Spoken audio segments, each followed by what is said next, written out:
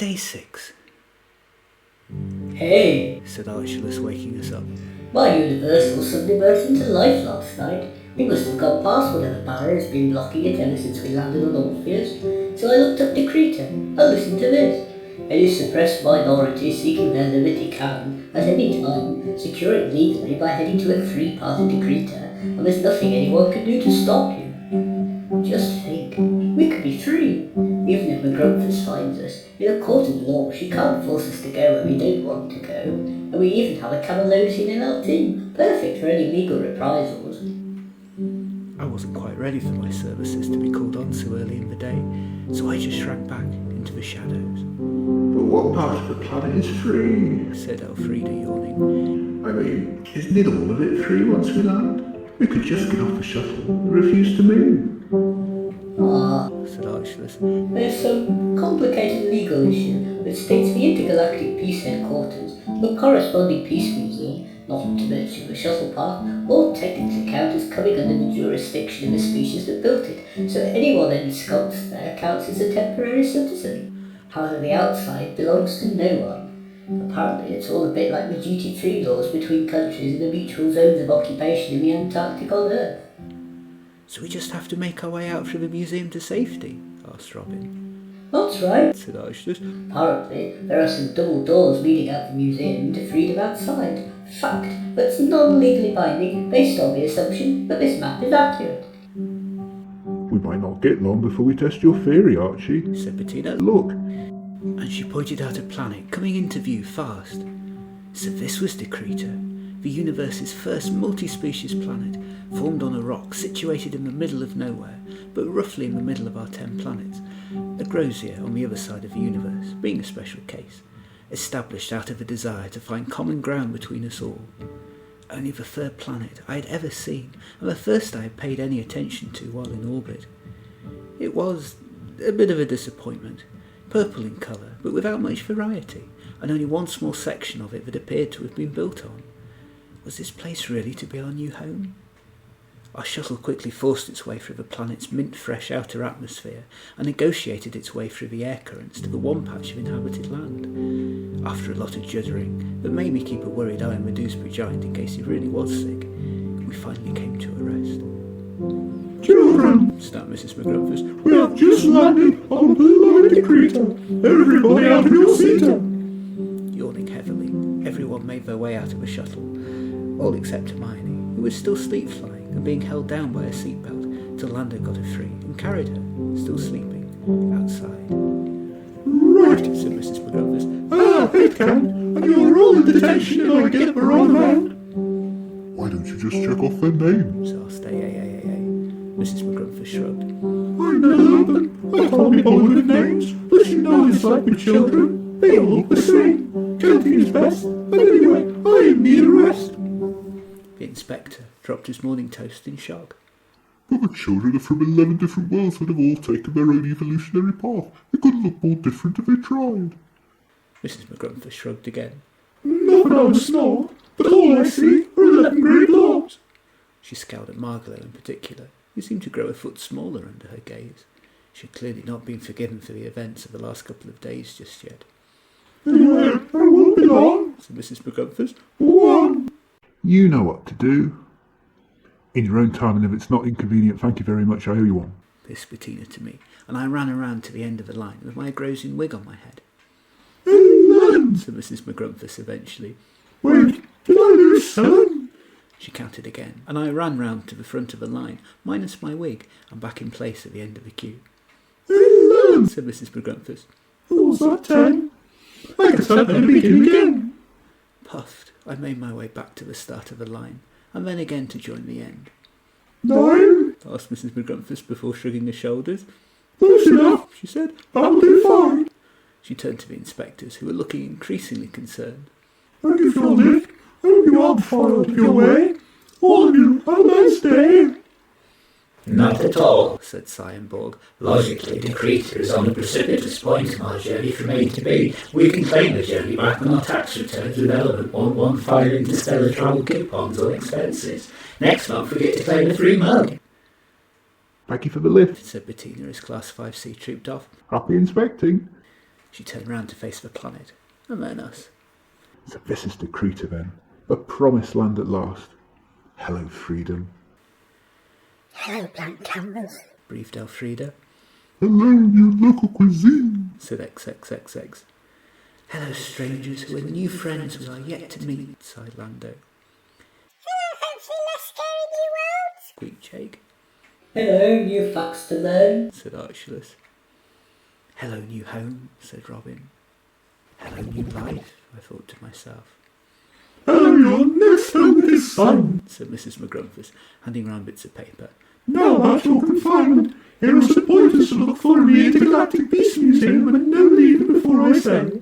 Once we're finished tonight, I shall hire a new shuttle from the bay. She turned to us.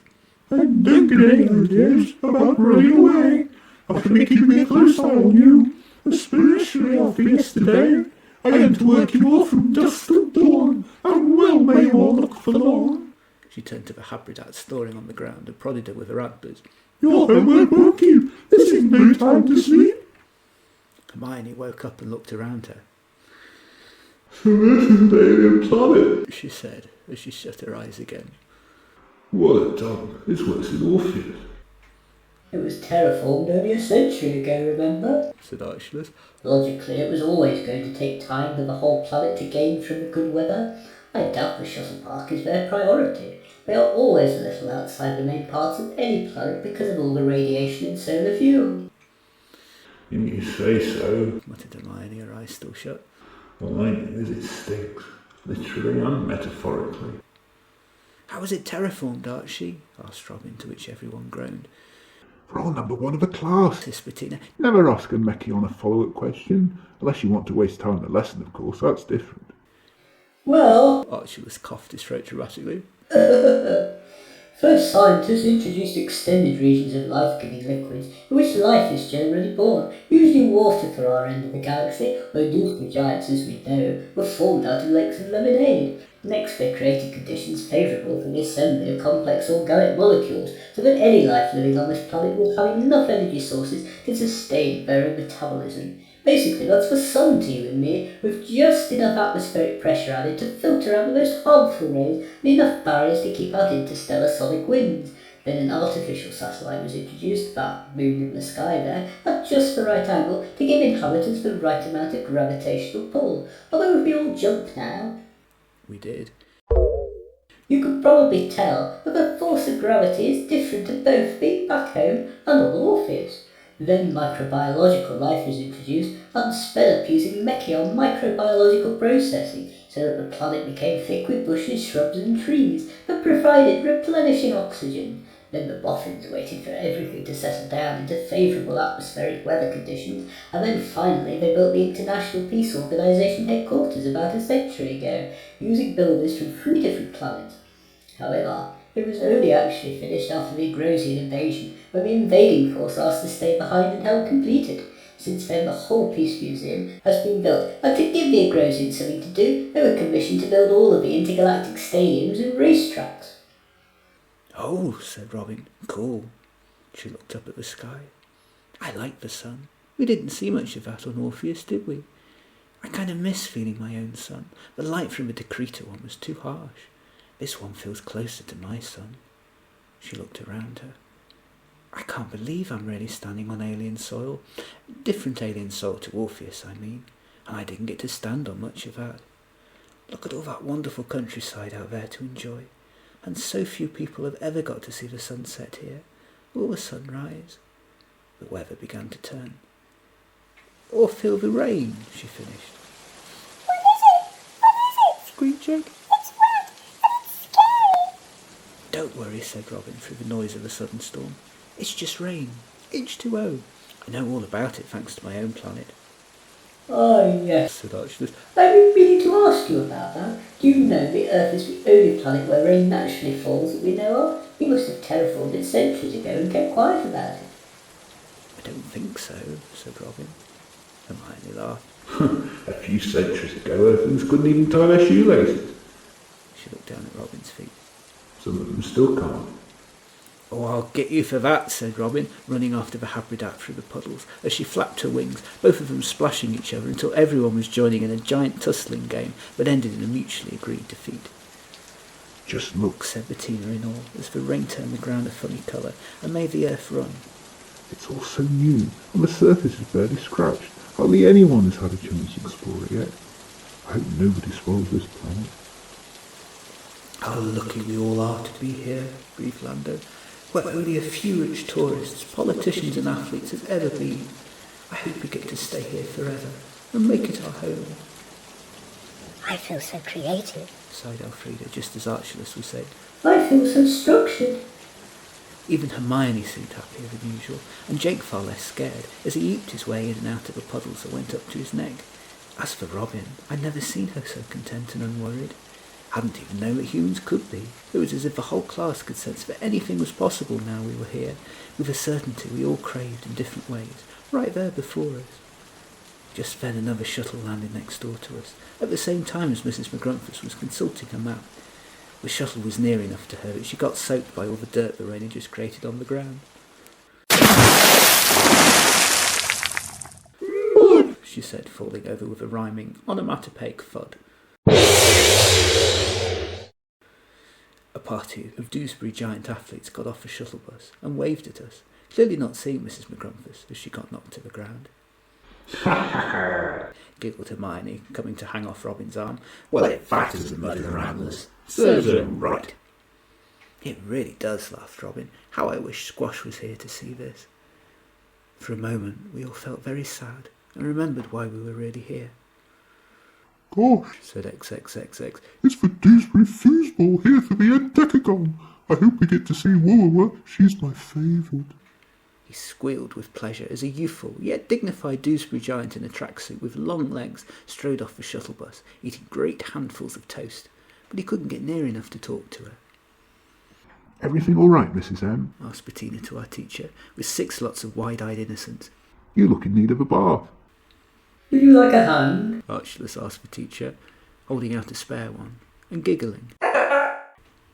All right, Said Mrs. Maggrumph. This shuttle park is a walk-in shower, and don't think I will be an hour. I'll be back in 1 minute's time. I'll be absolutely fine.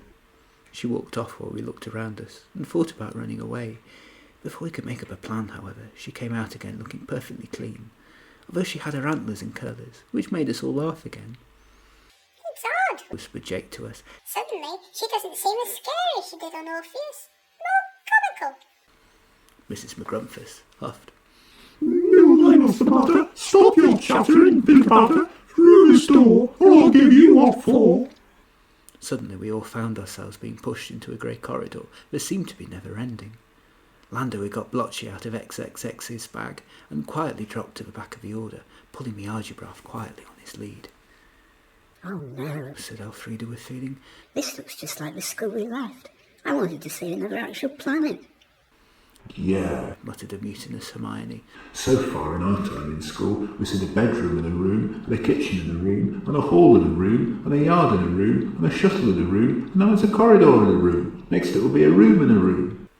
Yeah, Giggled Bettina, pointing to Mrs. Maggrumph. but at least she's clean.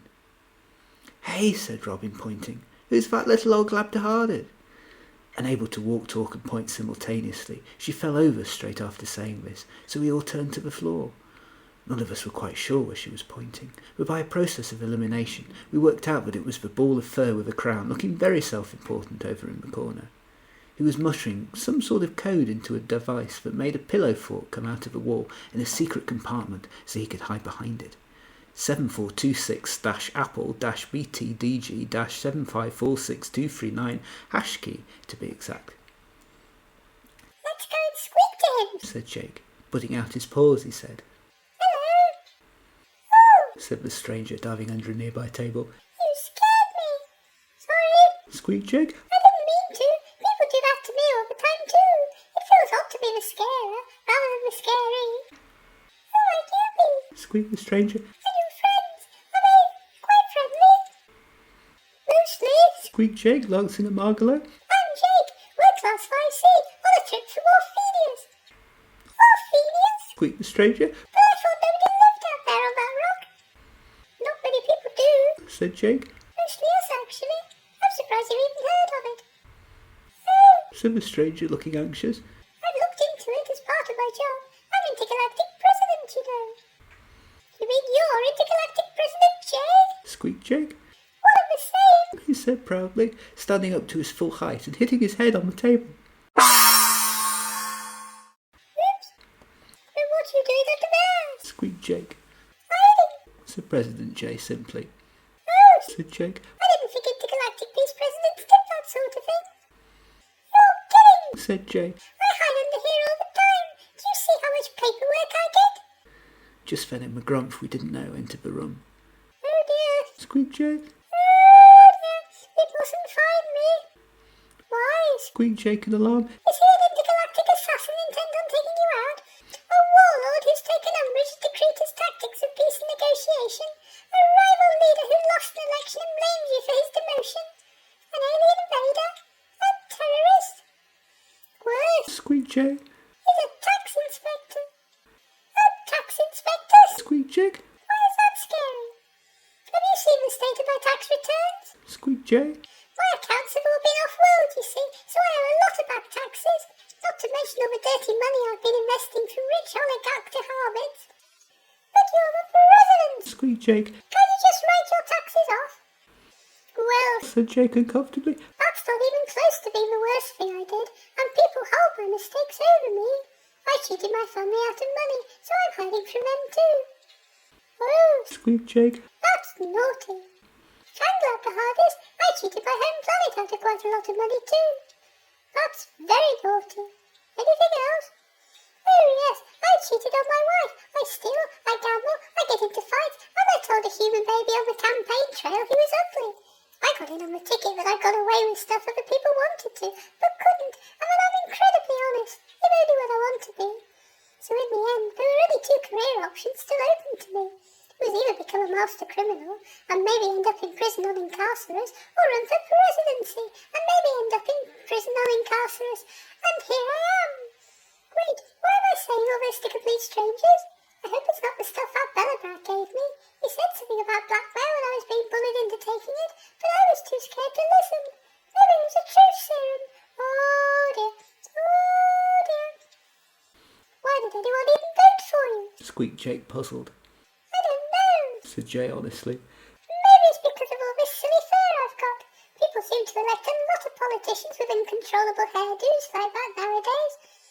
Anyway, hide me in case my advisors come looking for me. Please.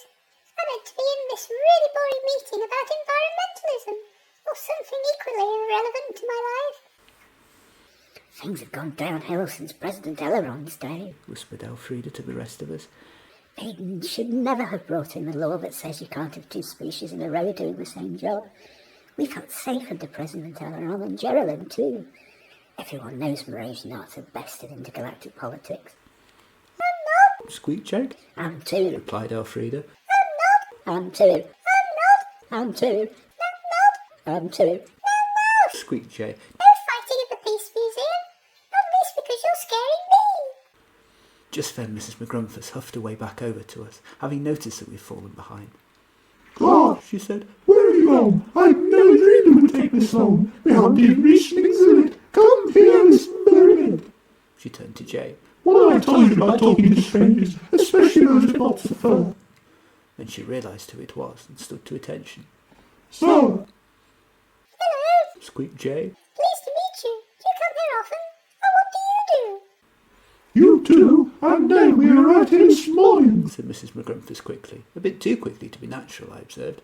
I teach. She sniffed. It's a calling. Bettina leant over and muttered. Though in truth, she's appalling. Well, Said Mrs. Maggrumph. our schedule is very tight. Through those doors, not to the right. Don't stand there like a main man. I'm just going to stay here with President Bond. It's Dilettante. Mrs. Maggrumph, Whispered Hermione as we all trooped out. in her troop, today, KISSING, President J, they had up the crumbs ad verbatim, and when she got bored with him, she ate him. Hey, said Bettina, freezing as she went through the doors as a thought struck her. this is our chance to lose Mrs. N of that awful school forever. She'll never find us if we get out now. We could be free, of her, of adults, forever and ever, and always. But should we take that decision? You tell us, Bettina, said Hermione. Should we go left towards freedom, or right when Mrs. Maggrumph has told us to go? But to our surprise, the Belobrat began to get jittery and all but snarled at us. I can't tell you that. It's not my decision. Don't make me make it. You'll blame me forever if it's the wrong one. We have to go left towards freedom, said Hermione. Only a bird brain would do otherwise. I'm not going back to that school again.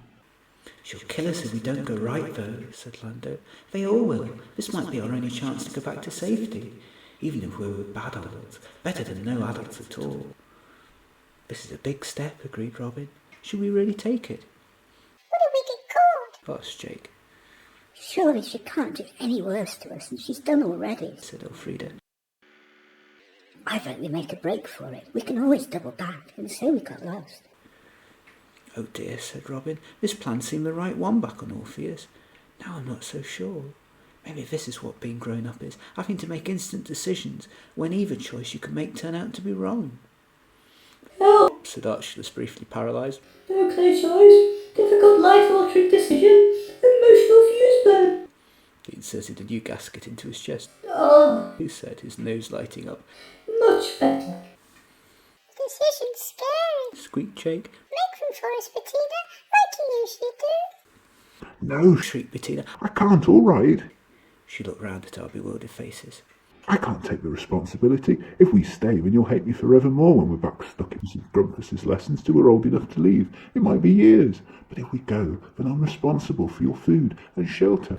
And food. Added XXX. And safety. Not to mention food. Continued XXXX. I'm just not sure I could handle the way you'll look at me if I get this wrong. Finished Bettina helplessly. I've never seen you like this before, said Robin. You're usually so sure of yourself. Of myself, maybe, said Bettina hurriedly. I am a Belobrat, after all. I'm used to carrying weight on my shoulders. They always say on Hellesphere that's why we were given an extra one.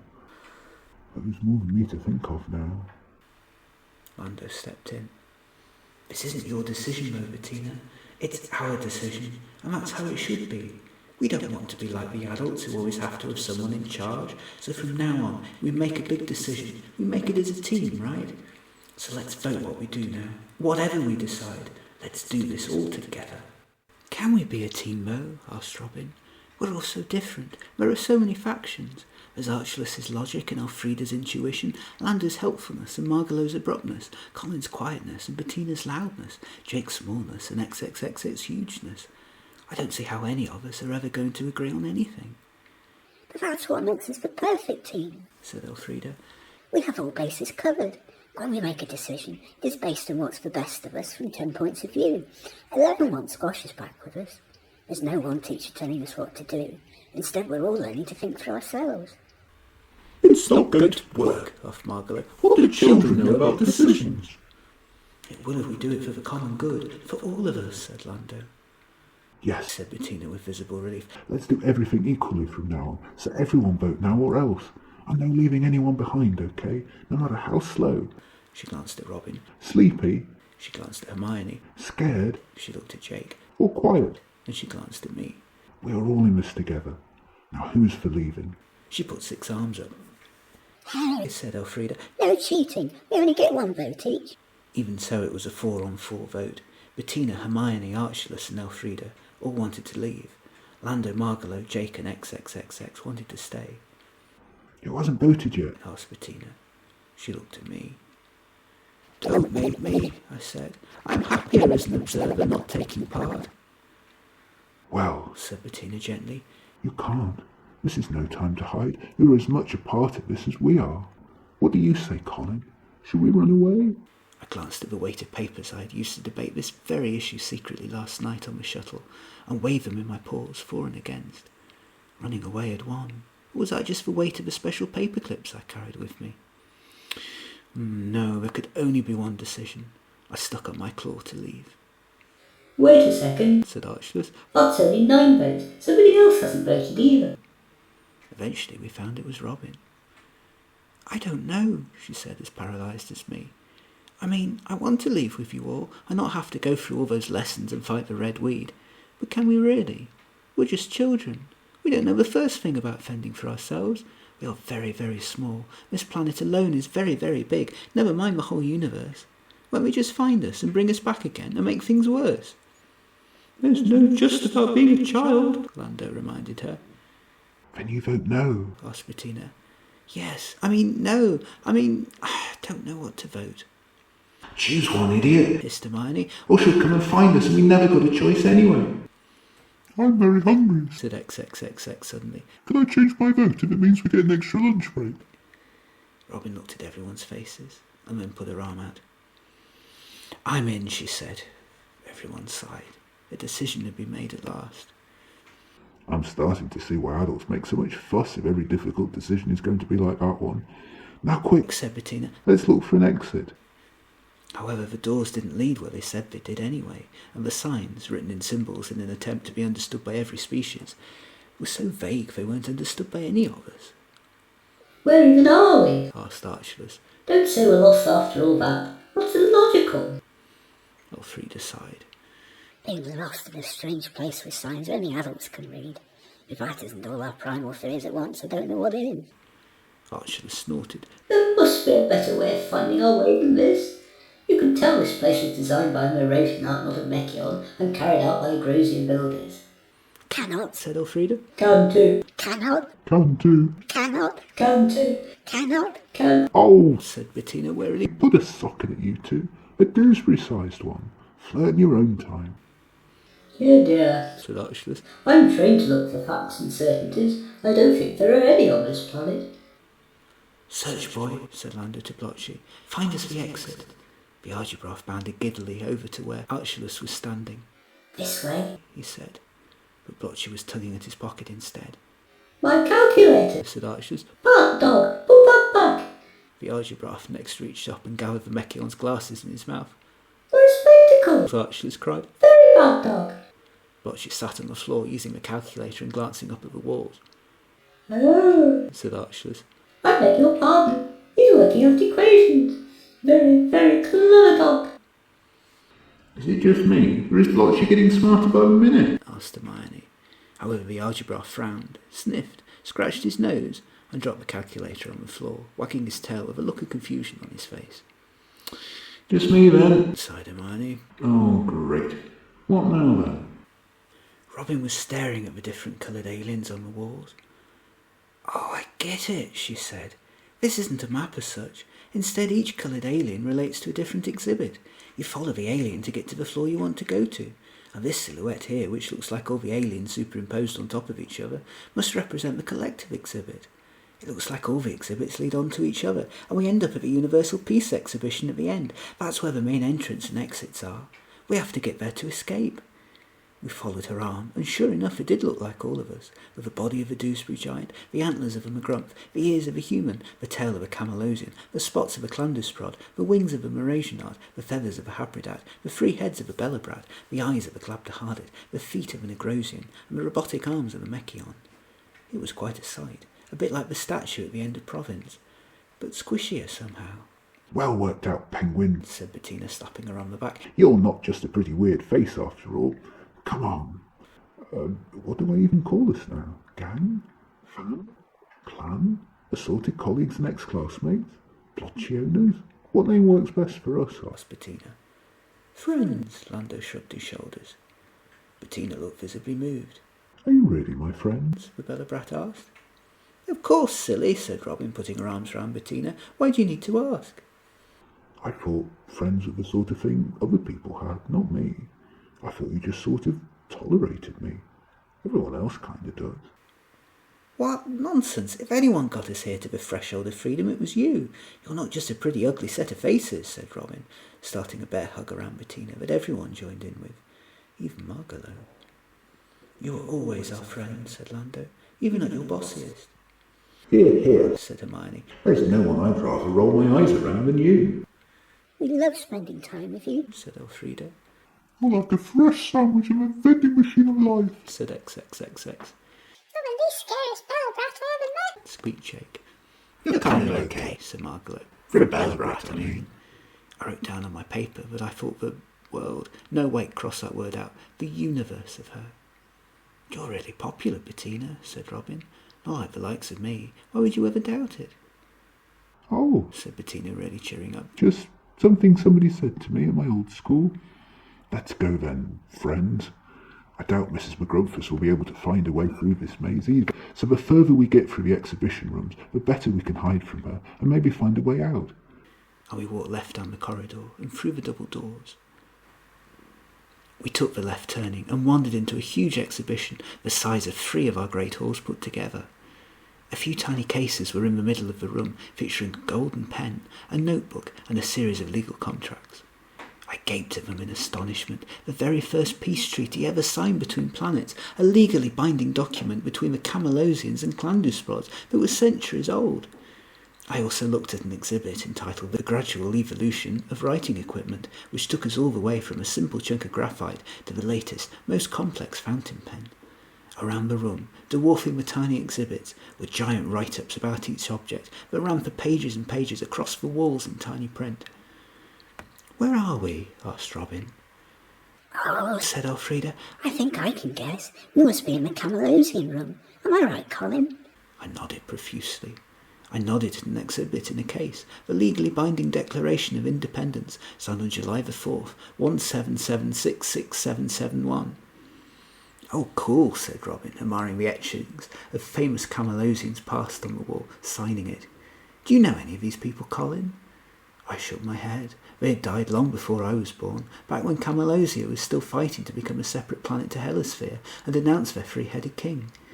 Why, there was Camalosian Jeffersonian in his great white judge's wig, and President of Congress Camalosian Adams in his velvet robes, and John Hancockalosian with his giant signature that could be seen from space, and Benjamin Frankalosian in his rubber-soled shoes.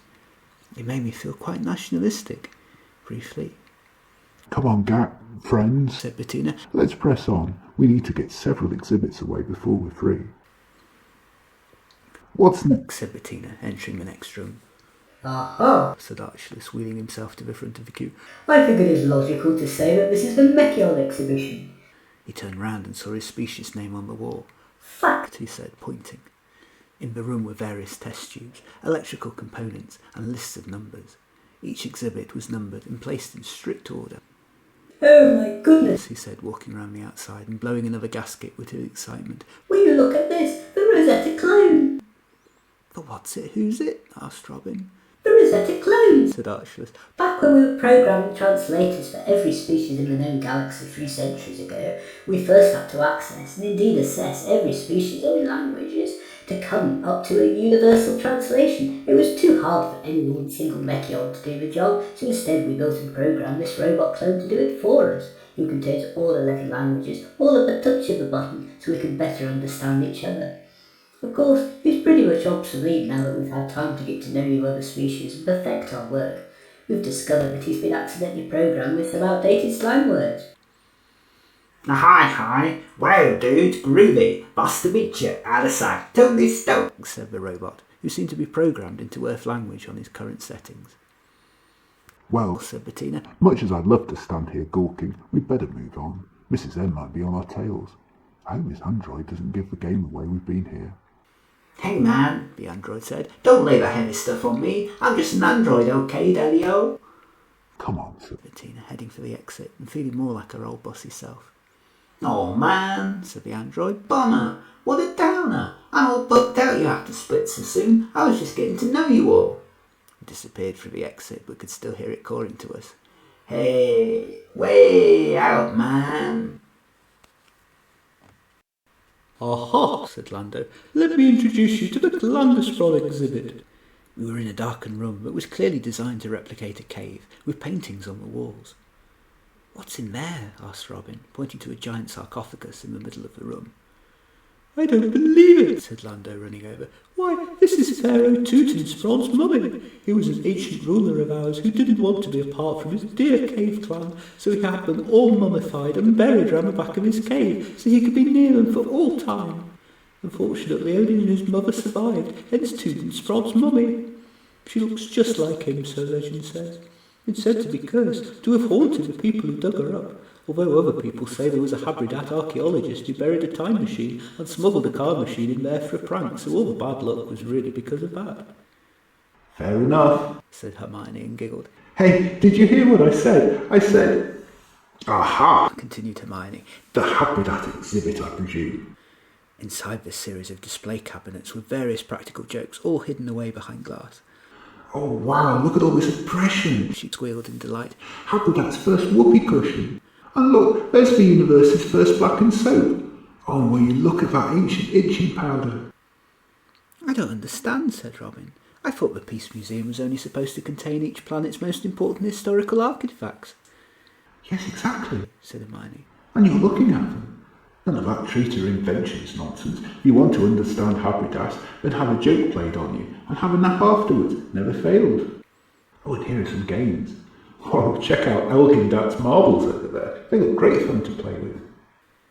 Quick, said Bettina, pulling her friend along, before Hermione stays in this exhibit forever. No, Habridat said, tagging along behind everyone else.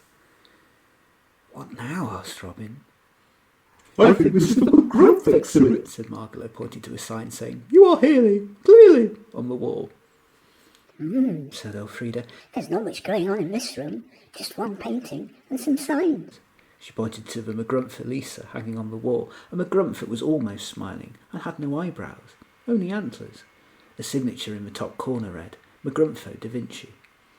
Well, said Margalo, this is a special painting. Some say it's incarnate, and our antlers are pointing to a conspiracy that involves the Vatican on Earth, the Belobrat army, and the Glabdiharbit Knight Templars. Though I think it's a load of hooey myself. I mean, those antlers have points somewhere, don't they? Is that all the history you have, though? Robin looked disappointed. We don't have much history on the Grumpies, and what was written down isn't big on detail, so we don't actually know much about our past. Other than the painting, all there seems to be in this exhibit are some keep-out signs. Oh, said Robin, I thought those were official signs put up by the museums. Goodness knows, said Margalo. Keep-out signs are what our entire culture was built on. Next, said Bettina, marching on. Yippee, said Bettina. The Belobrat exhibition. At last, with enough history here to point 3 heads at. Gosh, we even have the ruling army here. But what again? Asked Robin. I can't see anything. I thought this case was empty. Oh, said Bettina. Back in the ancient past of Hemisphere, when we had wars between all our countries breaking out every 5 minutes, some Belobrat emperor or other from the disunited kingdom buried the set of statues made out of our local rock and painted them roulé to guard him in death. They're said to be perfect representations of a real army we had at the time, and each one is slightly different to the rest, so that they look more like people than a bunch of mass-produced objects. Just think of it, 100 soldiers, each with 3 heads, all totally different. Unfortunately, your eyes won't be able to see them, Robin, given that Earthlings can't see the full rainbow spectrum, but believe me, they're beautiful. I'll say, said Lando. They're amazing, Bettina. Not to mention scary. Added Jake. Let's move on. It was Bettina's time to look sorry. Oh, do we have to? She said. I was enjoying that. Yahoo! Said Jake, running ahead. Welcome to Glabdiharbit, everyone. This is just a furniture warehouse, isn't it? Asked Robin. Oh no, said Jake. These are some of our oldest and stablest tables. They were there at all the key moments in history. See, there's the round table the Camelot squeaking knights lived under that I was telling you about. Here's the table that Magna Carta was signed under, promising free huddling to all refugees. You can still see where the table was singed by the volcano. What's this? Asked Robin, pointing to a headdress. Oh, said Jake. That's a giant hat of bravery. If you put it on, it is supposed to make you feel big and strong. Maybe I should try it. He reached out and placed the headdress on his head, smiled at everyone, then began to wail. Take it off again. Jake squeaked. Take it off again. It's scary. It tickles. Maybe its effect is just delayed. So much of a brave part, laughed Bettina. What else have you got under that display table? Ooh, continued Jake, placing the headdress back. That's Samuel Pepys' diary. He wrote it when he was peeping out from behind his table at a siege. Or at least he thought it was a siege. It turns out that it was the first visitation by the Doosbury Giants. They weren't being starved at all. They just had very hungry visitors. Talking of which, said XXXX. I smell something delish next door. And Glass trooped off after him. Yum, he said. Do you all smell that? But this is just one big kitchen, said Robin. Where's the exhibit for your world, XXXX? It's an interactive one. said XXXX, reading the signs out round the outside. Told through recipes. Nothing conjures up images of Odysseus from centuries past like the smell of cooking. Much better than some moldy on exhibits. Why don't we stop making some of these recipes? I could sample these all day. XXXX went round to what was clearly an early version of a food replicator machine and punched a few buttons so that delicacies came churning out of the machine. We don't know when we'll next get to eat, He said seriously. so keep your strength up. The machine spewed out various odd combinations of food, including soup on chocolate, cheese meringues, nachos dipped in ice cream, hot dog buns with icing, and beans on toast. Only Robin didn't seem to be put off, and even Men didn't fancy everything. Faulty wiring? She asked XXXX as he scratched his head. I heard these old machines weren't too reliable. He said. I guess a millennia it's been in storage hasn't been its friend. With Archulus's help, though, I bet we could get it to work. Mekkion got his spanners out, but Bettina rolled her 6 eyes. Well, tough. Said Bettina. We still haven't found the main door yet, and we're running out of exhibits. Come on. Just a second. Said XXXX, helping himself to a 10-foot ice cream cone from another machine and adding multiple scoops. Be right with you. Running away makes you hungry. Walking on, we were met with a very deep voice intoning at us to open our hearts, minds and chakras and embrace our more spiritual side. Oh, great, Said Hermione. The Ponzi exhibition. This must be the Mraz one. Look, said Elfrida. amazing. Do you guys remember this from class? It's Eleanor and Oberon's statue from Insurgents. Look at how the lighting glints off the special crystals that have been embedded into the statues. What an intense spiritual experience. She began to meditate. If you say these powerful words with me, all your tension melts away, and you're overcome by a river of flowing love and compassion. She looked up. And isn't that the world's first Missoula horn hanging next to it? And instruments from the Intergalactic Peace Orchestra? I can hear my ancestors calling to me. She started chanting with her eyes tight shut, began levitating slowly. No, Said Bettina quickly, grabbing her by the wings. that wasn't your ancestors you could hear. That was me. We need to save your body now. We can save everyone's souls later. And she marched with Mrasianart off. Bash, bash, bash, smash, smash, smash, crash, crash, crash. Went the voiceover in the next exhibition room, which seemed to consist mostly of a bunch of spears in the middle of the room, made up of different sizes and colours, that fell over and spilled over onto the floor. I'm guessing this is the Agrosian exhibit. Said Bettina. I wish Squash was here with us. Me too, Said Hermione. You would have been flattened by all this. Literally. Come on, Said Bettina. we're doing all this for him as much as us, you know. Oh, look at that. Shakespeare. We all worked on. Wait, Said the Belobrat, puzzled. haven't we just been in here? I remember that document over there. That too looks familiar. Anyway, we've been round the universe already, haven't we? Oh, said Robin, I think this is the Earth section. I only just realised. Most of our exhibits look like yours, only there are more of them, all jumbled together from all our history. History? Said Bettina. Ha! How cute. The oldest thing here is what? A couple of millennia old? That's nothing. I forgot you lot are such newbies in the universe. That kind of sums up Earth. Said Elfrida. Humans are a bit of everything. They're at random. Ah, here's something new, said Robin. Check out this ancient gramophone, the great-great-great-great-great-great-grandfather of my pineapple iPod. Oh, and look at those wax cylinder discs. Wow, this is the actual record that nearly started the Province War, when it was attached to the side of a Voyager space probe and intercepted by Agrosians. To think so much music is stored on all of those grooves. She played some at random. An opera began playing. Ooh, Said Bettina. shut that thing off quickly. Scary. Squeaked Jake, running underneath a medieval table. I quite liked it. Said XXXX. It reminds me of Doosbury Operas. No wonder you enjoy comfort food so much. Said Bettina with a shudder. Well, that must be it now. We've been all around the universe, so the next room must be the Combined Peace exhibition. And on to freedom. Suddenly she heard a noise. Everybody shush. She said. Behind me. We tried our best, but XXXX for one had trouble staying out of sight as the Belobrat used her right head to peer round the corner. Oh no. Said Bettina. How did Mrs. Maggrumph get here ahead of us? Oh dear. Oh dear. Oh dear. Said Jake, hopping up and down on one leg. I knew it. We're all going to get caught. It was She hasn't found us yet, whispered Bettina. and she's not going to either. If we keep quiet, we can go back through the exhibits and hide if need be. But at the moment, we can just stay here and hope she moves away. What's she doing? Hissed Robin. She's still talking to the president, Hissed Bettina. Darn it, I bet he knew a shortcut we didn't. She looks rather panicked, though, as if she's looking for us. Her antlers are all in a twist. That's not good, sighed Margalo. She must be really mad at us. Good, Said Bettina. then that proves that she's up to something and needs to know where we are. Do you think she'd be so concerned for our welfare if everything was normal? We did the right thing in leaving. I mean, I doubt she cares for us personally. She glanced back at Margalo. Well, maybe you. Shall I run to her, do you think? Said Margalo. I could sacrifice myself and see her in the opposite direction so you could sneak out. That would be very noble of you, said Lando, but we're not going to let you do that. We stick together now. None of us is safe if we go back to Orpheus. Yes, Hissed Hermione. remember Squash. And what do we do? Asked Margalo. What's she doing now? Asked Robin. Let me see.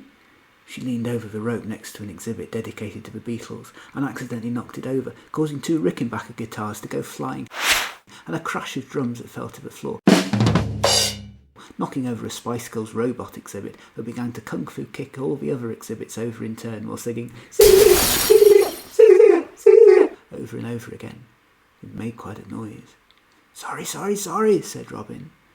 Oh, nice one, Penguin. Said Hermione. They'll have heard us now for sure. Or maybe they'll think we've got mice. Big mice, with clod-hopping feet. Squeaked Jake, running on top of the mess and knocking over a series of bus-marked evil tyrants.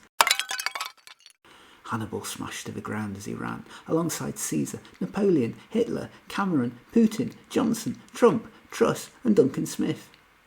Oh, well done, Jake. Hermione rolled her eyes again. Hello, year of detention. Sure enough, Mrs. Maggrumph and President J were running over to us, having heard everything. Quick, Said Bettina, diving into a side room. in here. Inside was an empty room where no displays had been arranged yet. According to a sign, the Habridats were in charge of it and hadn't got round to putting anything in yet, despite the museum opening a century ago, so there was plenty of room. People say laziness is a crime. Sighed Hermione. It's really saved us now, hasn't it? Right, Said Bettina, hiding the sign. on top of the table, gang, and stand as still as you can. She grabbed Margalo by the hoof and shuffled her to the back. You're the one Mrs. Maggrumph is most likely to recognise. You heard her earlier. The rest of us are just like grey blobs. She added. So keep down. We all did as we were told, just in time for Mrs. Maggrumph to walk through the door. She said. What an ugly exhibition. Oh, what a strange edition. She turned to President J. Any ideas? What's going on here? He squeaked. We must leave the species to do all their own thing, with one exhibition per planet each to organise, and one joint theme with each. The Habridats are in charge of this one. I think we've created an exhibition for school children. Don't they look lifelike? Almost as if I'd met them before. He ran his nose against Jake, who began to get a twitch. I mean, the detail on them is so lifelike. This Glabdiharbit looks genuinely scared out of his wits. Mrs. Maggrumph harumphed. What I don't understand is why not do something cuter? I mean, why do children? It's not like they're the future. Hello, little riffraff, you ask me. No wonder you don't pay to get in here. But it's all free. Well, Squeaked Jake, offended by this criticism. I've given all the help I can. If you can't find your class, well, it's no look out of mine.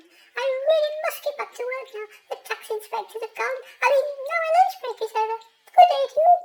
He doffed his cap and walked off. But, Said Mrs. Maggrumph. what about me? You must have some CCTV. That will tell me where the rogues have gone. I promised everyone in Orpheus we wouldn't be long. Look, Said Jay. here at the Intergalactic Peace Museum, we believe in freedom, not security guards or cameras. Peace is all about everyone having a chance to do their own thing and liberate themselves after all. So those children have escaped off. Maybe they had a good reason for it. Mrs. Maggrumph was desperate by now. Where are they? Jay shrugged and unconsciously mimicked her back. Maybe they've run away. Can't say I blame them. Good day. Mrs. Maggrumph annoyingly hung around the exhibit room, seemingly sure that we had been responsible for the noise and mess. Longingly we looked out past her to the Universal Peace exhibit and the doors to freedom that was so close to us. Sorry my stupid body messed everything up. We could have been free by now, sighed Robin, rubbing her elbow. That's all right, Said Bettina. You're not mad? She turned round. Any of you? I know in my old school I'd have been strung up for that. Hey, said Lando comfortingly, we wouldn't have made it this far if we hadn't gone through the ventilation shaft on Orpheus twice, or worked out the sign for us. Belobrat shrugged. I don't know if you've noticed, but most of us have got something wrong with us. We all know humans are clumsy too. I mean, with those feet, who wouldn't be? Robin looked down. It's not really my feet. Bettina shrugged again. I know, you told us. Human feet probably don't help, though. I mean, look at these sturdy things. She pointed to her own feet, rounded at the bottom. Belobrat legs are the best. So what are we going to do now? Asked Hermione. Is she going to hang around there all day? I wonder if she knows that we're trying to escape. Mused Elfrida. If we escape the other way, there's nowhere to go except the shuttle park, so she thinks by keeping us here, she's trapped us. Well, I for one don't think she's that smart, but she is right as it happens. There is no way past her. We need a decoy. Said Archelaus. Half a bear. He let out a long whistle right by XXX's ear, which made him drop his ice cream onto Jake's head, who ended up running around in circles until he crashed into Margalo, who then fell on top of Robin and me. Luckily Mrs. Maggrumph hadn't heard it. I wish Squash was here right now, said Robin, buried at the bottom, not least because I suspect he would have borne the brunt of all that. Before too long the Rosetta clone sprinted round the corner. How fortuitous and timely, he said. Prithee, what dost thou want of me for, brethren? I think he's got stuck on medieval Earth something now. Said Archelaus, looking at his circuit. Oh well, we'll probably do for our purposes. The Mekkion peered at the clone and typed in a few instructions. Will each of you speak into this machine, please? Any random sentence will do, as long as it has a sample of your voice. He held the microphone out to me, but I shied away. Oh, He said, of course, silly me. You don't have to, Colin. 10 of us should be enough. Finally he pressed a few buttons and the clone whirred off into the exhibition, talking our sentences over and over, randomly as he went. Bettina's voice going, Hello, can you hear me? Blithering Belobrat buttered bananas, Archelaus. Is this infernal thing even working? Hermione's voice asking, Yeah, right. As if this heap of nuts and bolts was going to work. Lando's comforting the clone. Are you all right? I hope you don't mind doing a little job for us. We're in a spot of bother. Robin asking, OK, cool. What button do I press? Oops, not that one. Sorry. Jake squeaking, Scary. over and over. Elfrida pontificating. Isn't it amazing that in this world of miracles and wonders there are still inventions that can surprise you? It's like this android is reading my thoughts, those eyes staring through to my very soul, finding out the very essence of who I am, though in a purely robotic sense, of course, and, I seem to have run out of time. Margalo's voice protesting. What exactly are you up to, railway boy? XXXX asking. Please bring back some more ice cream with you when you go. Also Archelaus' own voice calling. Boy, uncles, over here. Look, not over there. Over here. Fact. Even Blotchy barked into the machine and said, Thank you, very politely at the end. So what good's that going to do? Asked Bettina. We're just going to be billed for an exhibit wandering off now, aren't we? We can't pretend we didn't do it. He has our voices locked inside him now. Are we going to get some more ice cream? Asked XXXX hungrily. No. Said Archelaus. I put the sound on to ventriloquist broadcast mode. Watch. Mekkion added smugly. I'm alone. Mrs. Maggrumph picked up the sound of our voices. We couldn't tell where they were coming from. They seemed to be coming from everywhere. I programmed him to walk back to the shuttle. Said Archelaus as the clone walked right past us, uttering randomly. Fact. OK, cool. Blithering Belobrat. Sorry. Yeah, right. Ice cream. Railway boy. Bark, bark, bark. Over and over. He continued. Mrs. Maggrumph always said we were too noisy. Oh no, she's right. Finally Mrs. Maggrumph wandered off, puzzled, looking for us, and we got one last look of her looking round, scowling, stern as ever, her antlers twisted. One last horrific memory of her to carry into adulthood. One final obstacle to our freedom removed after everything she had done to us. One last image to file away, to become an anecdote to tell our future partners, children and grandchildren about. This is the best part of adulthood, I thought, leaving the scars of your childhood behind. I looked around at the others, who were already heading to the door, Blotchy happily bouncing along beside them, perhaps oblivious of quite how momentous this occasion was. I saw Margalo staring at her mother wistfully, long after the rest of us had moved off, before Lando noticed too, and tapped her on the shoulder. "We need you, Margalo," he said. "You belong with us now." Quietly she moved off. I traipsed behind them, taking one last long look back at our childhoods, before they disappeared. Forever. As we walked, we felt dwarfed by all the universal peace exhibits, especially the intergalactic peace statue from Province, which loomed over us 100 foot tall, featuring elements from all 10 of the originally known species in the universe, used by intergalactic peace president Eleron to defeat Queen Calixta. Dotted around were smaller exhibits dedicated to other knickknacks that had played their roles in international peace during the past 350 years. A display of 11 different statues of Lizzie, Enwyn, Eleanor, Oberon, Eleron, Geraldine, and a dozen more beings from across the universe. The website used to tell the world about the meeting between Enwyn and Lizzie, back when Earth and Ziggurat 3 were at war with each other. The instruments played by the International Peace Orchestra during the overthrow of King Almathea. The 10 so-called weapons used to defeat the Agrosians. Finally, a giant photograph of a quadzillion spaceships from 10 planets twinkling in the night sky as 10 alien races came together for one single purpose for the first time. Dotted around these, in 3 separate cabinets, were the original manuscripts for Endurance, Insurgents, and Province. The original universal manuscript passed through a hole in the fabric of space-time, the life remembrances of Eleanor and the Universal, Eleron's reports on official political admin application Futzard. All the things we'd studied during our history lessons suddenly all came to life and seemed real, far more real than they had ever seemed just in books. Now this was learning and education. Suddenly these weren't just things that had happened to other people a long time ago, but living, breathing objects that we could actually see. I wondered if, perhaps, one day, when all my notes were tied together and transcribed, if they would make a book and then a display case. I regretted leaving so many food stains and ink blots across them. Oh well, too late to do much about that now. Well, we might not be saving the universe, but we were working together on a smaller scale. Somehow that felt good, and still a tiny bit important. I felt the spirits of the heroes and heroines preserved behind glass in this room would still approve, a little bit. Maybe this was why school trips were revered so by the other species, so that we could experience something like this. I had never been on one before. I mildly looked back to find me staring around it all. Boring, she said, rolling her eyes. Just look at how many words are in those flipping books. We're not in class now, Colin. Anyway, history's absolutely nothing to do with our lives whatsoever. It's the present we need to think about. I opened my mouth to argue that the past was shaping our present every day in every way, but shut it again. Better to live in the spirit of cooperation that this exhibition imbibed in me than the letter of it. Finally, we were at the main doors. Ready, everybody? Said Bettina, suddenly losing her usual confidence again. With you all the way, agreed Robin. As one, we all nodded and stepped up to the doors to open them on adulthood and the rest of our life. We're out!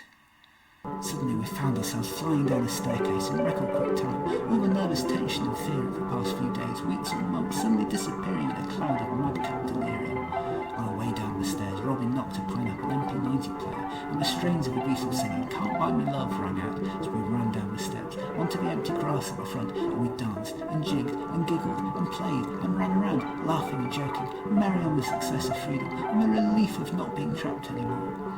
I felt XXX's arms picking me up and whistling me through the air, Bettina patting me on the back, Robin and Lando hugging me, and Hermione grabbing me to dance with her, before Elfrida flew me up into the air and caught me, and rolling around on the floor with Jake, and bumping fists with Margalo, doing wheelies on top of archers, dancing from partner to partner as everyone celebrated with everyone else, separately, in their own way, and together. As I looked around, it was as if decades had suddenly fallen away from all my friends in one go. How strange, I thought, that the first thing we had done on entering adulthood had been to embrace our childhood one last time. Finally, we all sat down, puffed, struggling to regain our breath. My word, I needed that, said Bettina, and we all agreed. I'm 3, said Jake. I'm 10, said Robin, too much giggling. We're all 3, beamed Lando, and we all played our part in that. as a testament to our teamwork. Bettina's leadership, Archelaus's know-how, Elfrida's steadiness yesterday, Robin's actions in the ventilation shaft, Jake getting her out of the ventilation shaft, Hermione's courage, Colin's public speaking, Margalo's bravery in doing the right thing no matter how difficult, XXXX being brave enough to test the red weed. We all of us played our roles well. We deserve this. What about you? Squeaked Jake. Protecting us from all our bullies. We couldn't have done this without you either. 72 shambolic Sherbet space shuttles, Said Bettina. We couldn't have done this without any of us. We are a true team. We slapped each other on the back a few more times. There was a pause. So what do we do now? Asked Hermione. We looked around at this brave new world and realised that we didn't actually know. Well, Started Bettina, trying to bluff her way out. I suppose we get a job, get some money to pay for a house, then live in it. Something will turn up. She shrugged. It seems easy when the adults do it, even if they complain about it all the time. They make too much fuss if you ask me. Can't be as hard as lessons. Who's going to give us a house, though? Asked Hermione. All 10 of us. 11 if we can get squashed back again. Bettina shrugged. Anyone will. We can get enough money by getting a job.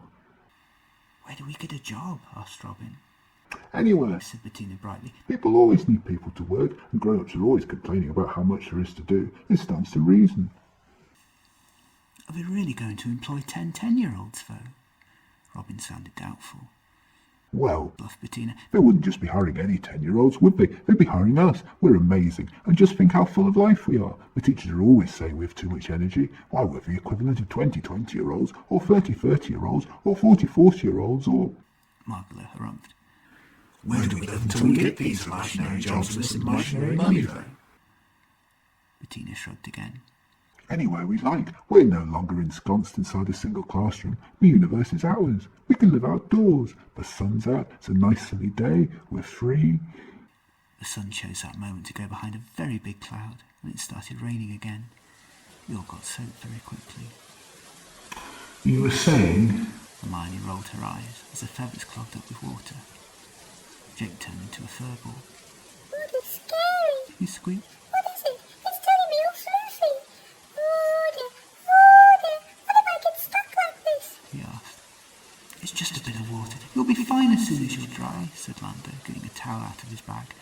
Predictably, he packed lots of sensible things, I noticed, whereas from what I could tell, most of us had just packed our trading cards. So what do we do now, genius? Scoffed Margalo. Well, don't look at me. Said Bettina, suddenly nervous. This was a group decision. You know it was. Was it clear? Said Archelaus. We should look around us and find out properly where we are. There may be somewhere to shelter. Maybe we will find that ordinary's a job too. My circuits won't take much more of this precipitation.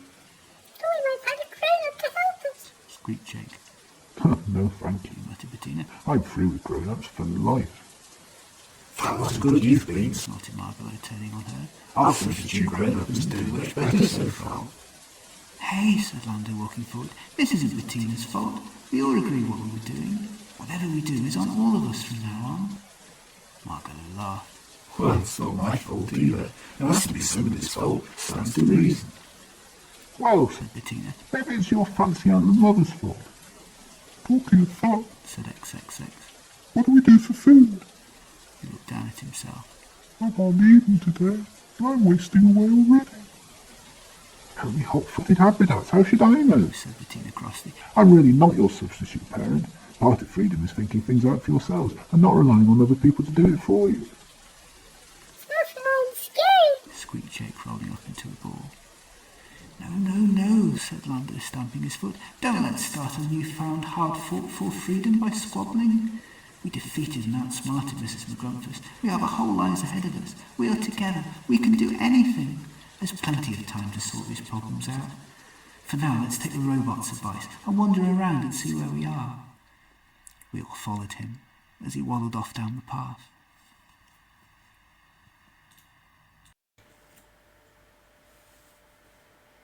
Hey, Said Bettina, feeling better already and forgetting about the rain. look over there, the inaugural Intergalactic Space Olympics. I'd almost forgotten about it, there was so much going on. You see, I told you all something will turn up. She whistled. Just look at how many athletes have arrived already. Hey, I wonder if we'll recognise anyone. She read a sign. Blimey, the Olympic events are open to all genders but not hybrid species, it says here. They're getting their own Olympics straight afterwards. Then it's the Paris Space Olympics. A gazillion Glabdiharbit gold medals. If we wanted to, we could stay here for months just watching all the sport. Though the event didn't officially start for another hour, the intergalactic Olympic village was a hive of activity, with athletes seemingly training in every stadium or milling around the makeshift tents on the lawn, or, mostly in the case of the Doosbury Giants, making the most of a series of food stalls that had been laid out for everyone.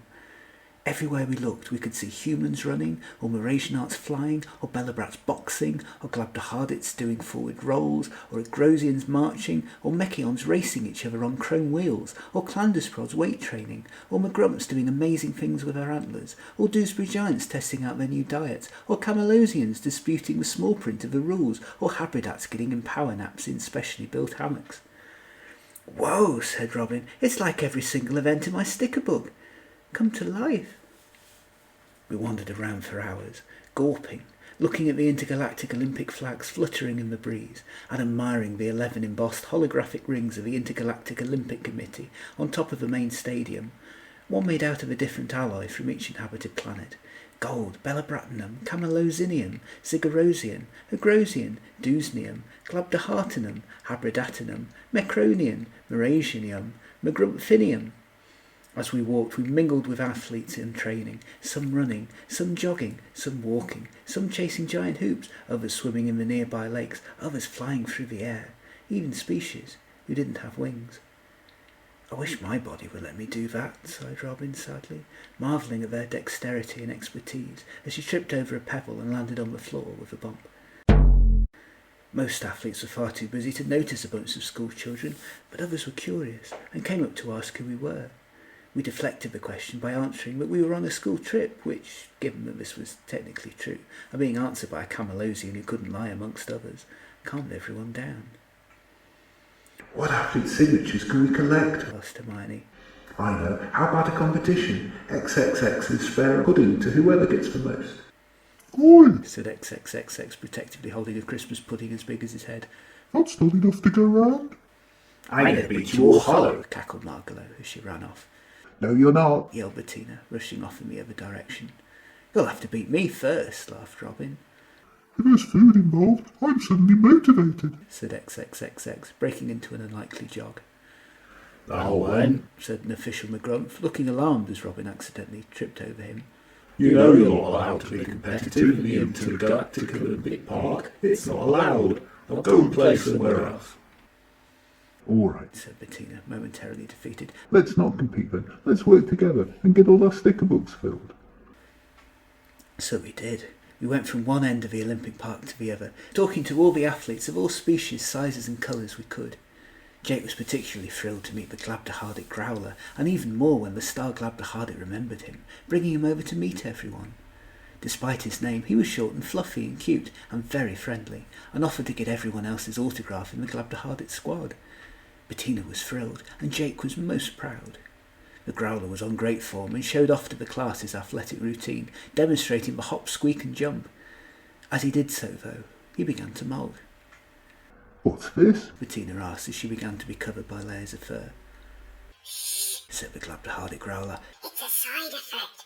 Not a very pleasant one, but hey, it gives me vim and vigour and an extra energy boost." Side effect of what? Bettina demanded.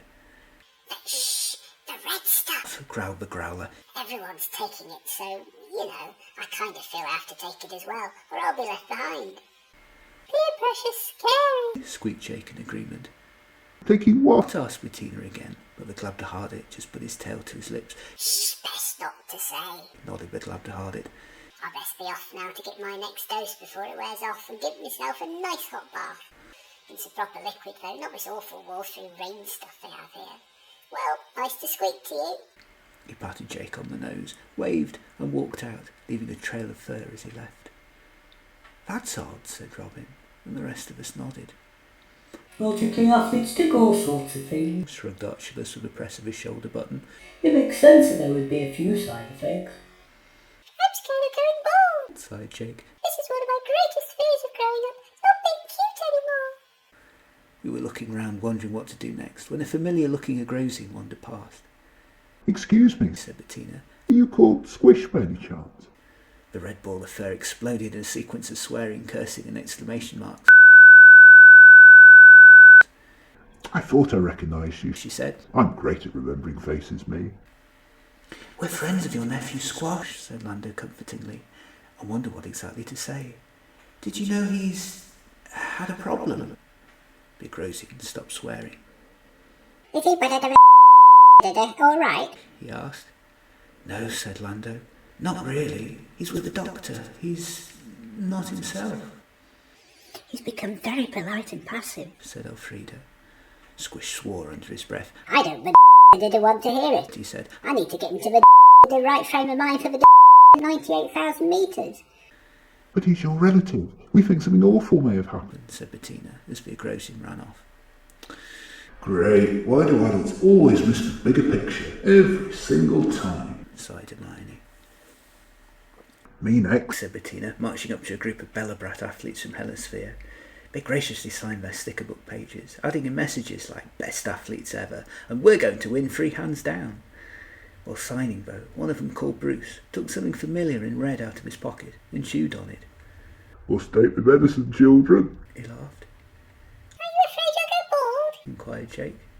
The Belobrat checked all 3 heads. Why? Bruce asked. What have you heard? Wait, said Bettina. Isn't that red weed? Yes, Said Bruce. it's the new sensation in the Olympic Village. Everyone's taking them. Well, everyone except the Doosburys anyway. They're a bit more sensitive about their intake. Poor fool them. This stuff's amazing. I feel so much stronger, better and faster after taking it. Where did you get it? That would be telling, Laughed Bruce. Let's just say there's a little old Clandusprod who can get us anything we want. In bulk. For cash or credits. Where does he get it? Asked Robin. Bruce shrugged. I don't know where he gets it from. Whenever we ask him, he just laughs and says it's been quite an education getting hold of it. But things are easier now they've gone into production on a new planet. That stuff is dangerous, Said Bettina, trying to snatch it away and failing. Being an athlete, Bruce's reactions were too fast for her. Oi, He laughed. you can't have my stuff. I pay top Belobrat dollar for it. Very expensive it is. I don't know how the other athletes could afford it. Obviously we Belobrats can, though we're rich. Why, we're going to beat everyone. Would you like to have a quick look at my bank balance? No, Said Bettina quickly. please listen to us. That stuff is poison. They tested it on us. It made one of us really ill. Nonsense. Scoffed Bruce. It's all been thoroughly tested, I think. It's not on the banned Olympic substance list anyway. That's all I care about. Only because it's so new the Olympic Committee's probably never even heard of it. Said Bettina, but she was shushed into silence as Bruce carried on. It makes me feel alive, like I could win every match I play. He frowned. Anyway, you're just children. What do you know about adult stuff? He paused. Hey, wait a minute. You're working undercover for the Habridats, aren't you? Trying to take our magic supplies office. Well, it won't work. Clear off. Yeah, Jointed his second head. get out of here. The third made a rude noise. Grrr. Said Bettina through 3 pairs of gritted teeth. He's as stubborn as a Belobrat? Asked Hermione, and got punched on the arm for her trouble. To our alarm and dismay, the same thing happened elsewhere too. The Habridats thought we wanted to take their red weed away because we were working for the Glabdiharbits. The Glabdiharbits thought we were working for the Camalosians. The Camalosians thought we were working for the Clandusprods. The Clandusprods thought we were working for the Maggrumph. The Maggrumph thought we were working for the Agrosians. The Agrosians thought we were working for the humans. The humans thought we were working for the Mekkions. The Mekkions thought we were working for the Mrasianarts. And the Mrasianarts thought we were working for the Belobrat. It was as if all these suspicions between planets of old, which we thought were once healed, had all been opened again, through sport that was meant to bring us together. Soon we had very full sticker books, but very demoralised hearts. This red weed stuff seemed to be everywhere, and if the athletes all promoted it on every planet, there would be no stopping it. Like I said, Sighed Hermione. adults, bigger picture, always missing it. Too wrapped up in their own little worlds to see other people's. What did you mean a whole planet was producing it now? Asked Robin. And an education? Elfrida went white. I have an awful feeling I know what's going on. She said. Our school wasn't really a school. The manufacturing lab, with us as nearby test subjects, one from each species. Only now we've had enough to sell to the Earth as a test planet, we're signed up to other worlds, starting here. By the time the Olympic athletes all go home and talk about this miracle drug, there are bound to be huge orders from every planet. And as the side effects take so long to be seen, nobody except us knows how dangerous it is. No wonder Mr. Clandusprod wanted us to go on the trips about me too, said Archers. Maybe he was trying to save us. Because if they are making this stuff on another planet, they'll have outgrown the school. Maybe they'll outgrown the need for us too. Our names on the wall, said Robin, sick. They nearly all had ticks by them. Maybe ours all do now. Then she frowned. We looked at each other darkly. I don't want to hear it, said Margalo. It's all supposition of theory. Maybe, said Archers. but it does seem to fit the facts, and I can't think of a better one for now. I'm fed up of thinking about this, said Hermione, flopping down on the grass to rest. I'm sick to the back teeth of this redweed. It's an adult problem. They should be the ones sorting it out, not us. I think we go back to being children and not worrying. We can't, said Lambda kindly. Think of all those people who'll die if we don't convince someone to stop them, or stop it ourselves. Maybe, declared Bettina, buffed out. but we won't save anyone if we wear ourselves out anymore. An impending disaster can wait another day. I think we need a rest and a night off, preferably at a place we can recognise again in case we get separated. I don't think I want to talk to another athlete just yet. A sudden thought occurred to her. Wow, resting. I think I'm turning into an adult. Or maybe it's all this time hanging around Habridat. She got walloped by Hermione, despite the Habridat being asleep, which rather proved a point. We need somewhere with a table we can hide under. Squeaked Jake. Just, in case Mrs. Maggrumph comes back.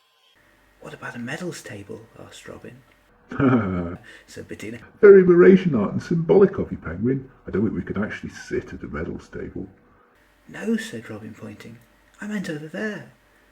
We looked and there was a sign that stated, These medals picnic tables have been constructed so that intergalactic Olympic fans from all 11 planets may sit and take in the sights of Decreeta Olympic Park.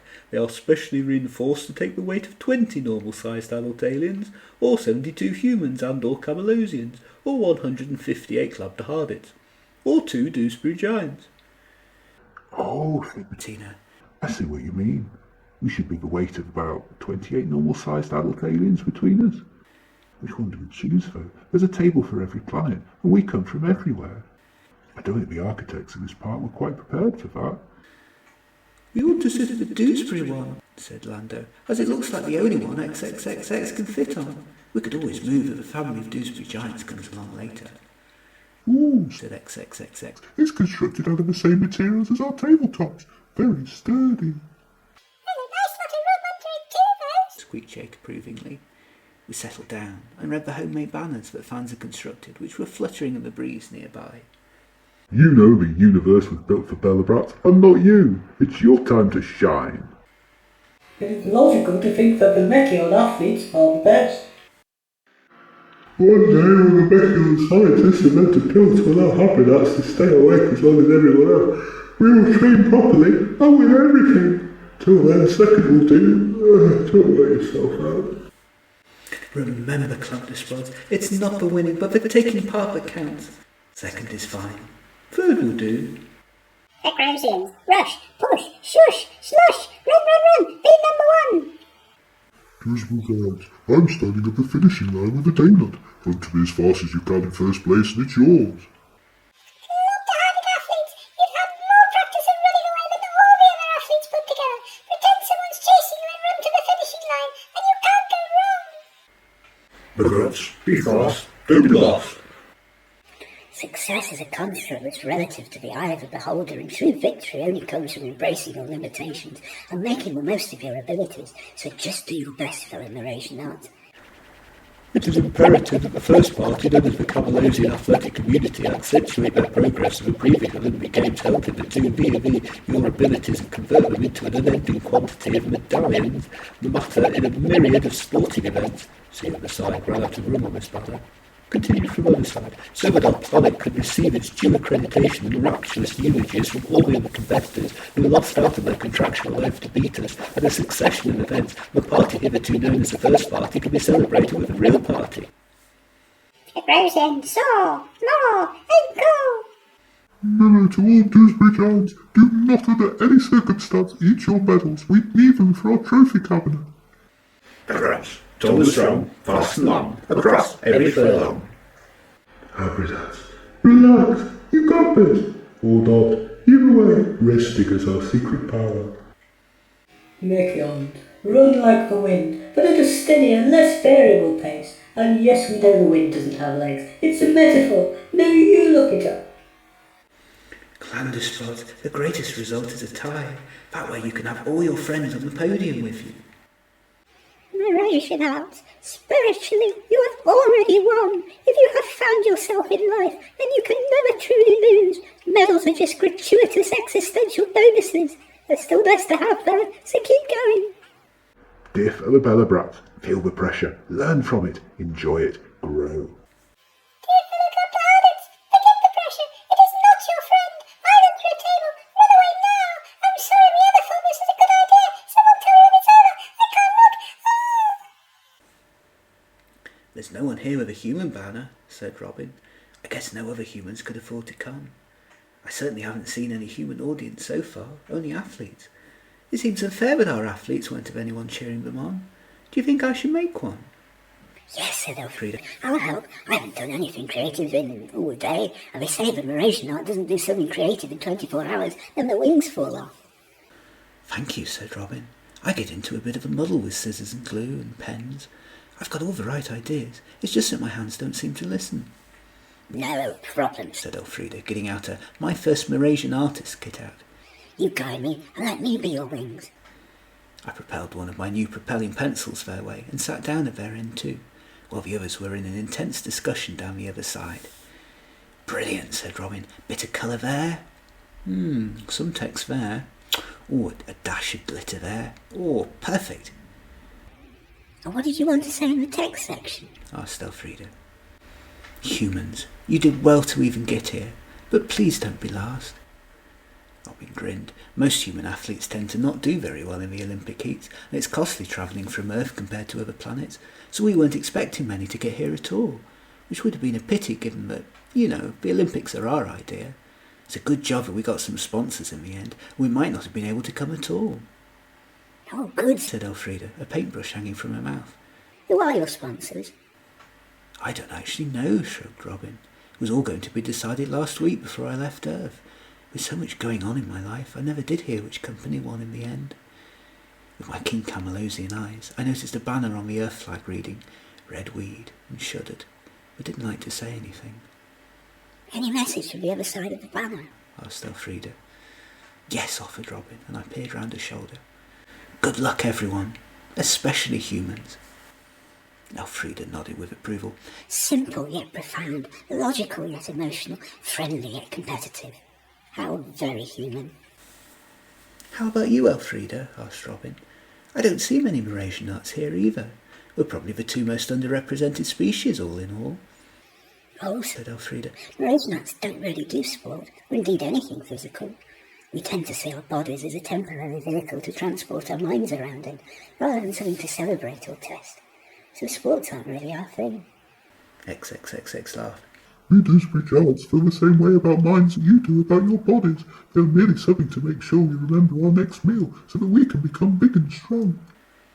Elfrida shook her head and laughed at this totally alien way of thinking. I'm sure your kind will win every round then, XXXX. I hope so, he said. I'm hungry for success. Robin leaned over to me. How about Camalosians, Colin? Are they good at sports? I made the so-so sign with my claws and scribbled a few notes for her. Generally speaking, Camalosians don't have much natural ability for sport, being small and not terribly powerful. However, we're good at events that involve accuracy and anything that demands stamina over long distances, so watch out for us in the quadzillion-metre race. Everyone laughed. Who is going to come top at the medals table? Robin asked. The Belobrats, do you think? We don't really hear much about international competitions on Earth. Elfrida pondered this. Maybe. They certainly think they're going to win, although the exciting thing about this being the first international competition ever is that nobody really quite knows what's going to happen. And it's so strange that this Olympics isn't affiliated with the Earth one. To be honest, I think the Belobrats tend to talk up their chances a bit too much. The Agrosians are always up for a fight, The Mekkions have some very intellectual responses to their sports, though a lot of their sporting equipment has been banned by the International Olympic Committee in case they get an unfair advantage. The dark Habridat might well be the Habridats. They love their sport, and it doesn't take too much effort. Don't discount the Glabdiharbits either. They're small, which is a disadvantage in most sports, but they're very, very powerful. And the Doosbury Giants are the strongest of us all, I think, and a bit slow. The Clandusprods don't fare very well in the individual events, but as a team they're very strong and hard to beat. And the Grumps are the strongest of all, but only in small bursts. So it could be mighty close between us all. Anyway, the rest of you will have more entrants than we'll have for sure. The chances of many athletes coming from Mars are 1,000,000 to 1, she said. Just then in the sky, 100 space shuttles bearing the Mars logo, a levitating purple box symbolising the duality of the universe, began to turn up. Oh, Elfrida continued, as shuttle after shuttle docked at the Decreeta port. and still they come. You were saying, Bettina laughed, it looks as if not all your species are space nerds who hate sport after all, just you. and got thumped for a trouble. I told you, Said Elfrida mock crossly. I'm not a nerd, I'm a geek.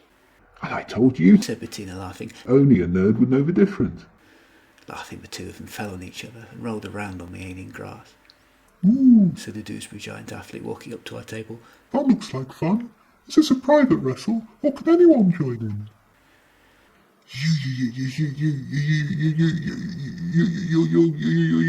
Said XXXX, gaping, as Bettina and Elfrida sheepishly picked themselves up.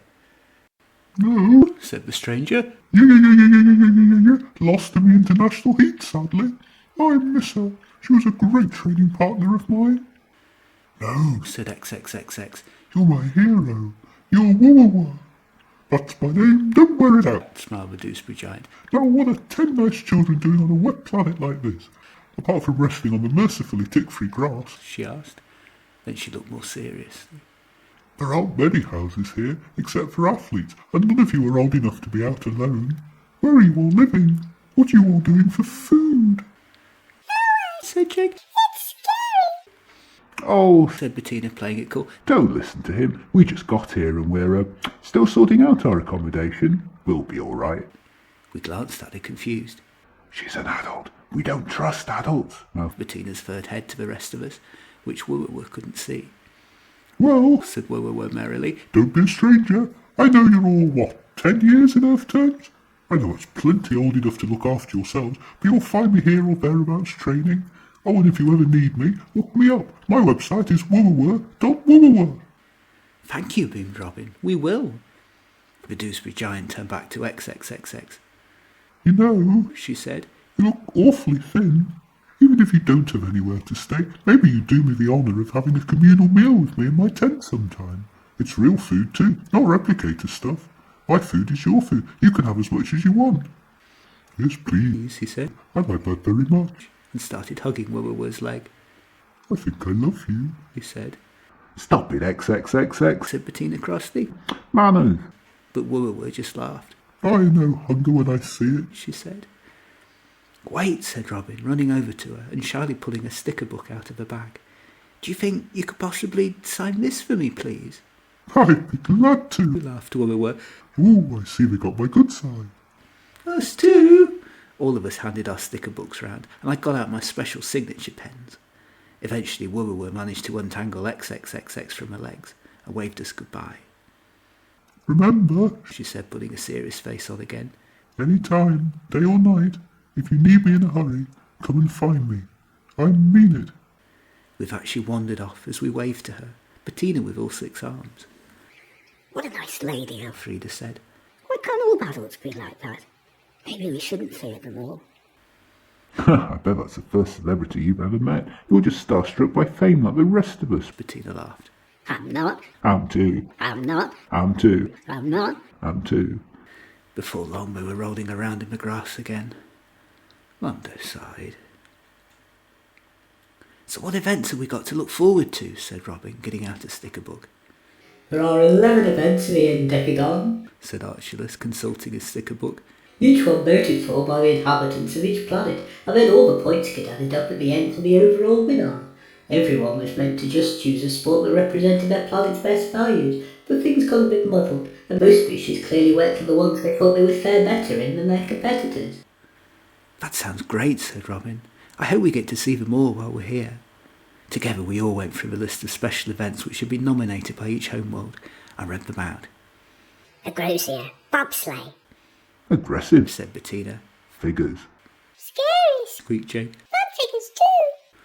Camalosia, the Camalosian quadruple, hopscotch snowboarding, gymnastics and the 99 quadzillion metres. I handed round a bit of paper on which I'd written, "This event is our national sport. We invented it when our biggest volcano erupted and half our world was filled with lava. It's a test of skill, speed and above all endurance. It lasts about 3 days and nobody ever gets to the end of it. It's just about how far you get before you are symbolically covered by lava, something they always recreate on the pitch."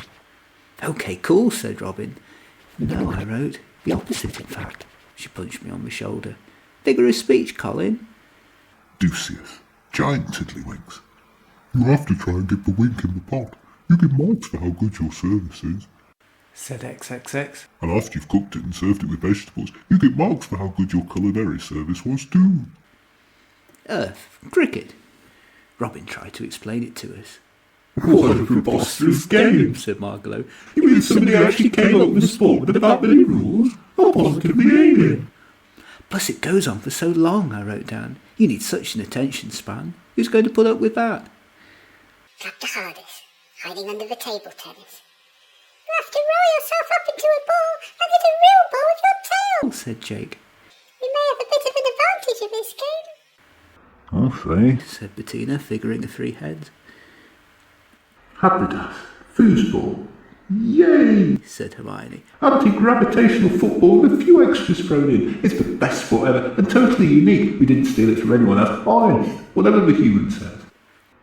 Helisphere, Belobrat. You get extra points for getting 3 balls through 3 hoops at once with 3 different hands. Explained Bettina. Maggrumph, and the fencing.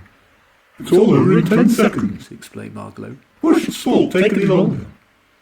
Mekkion 6, anti-gravity archery.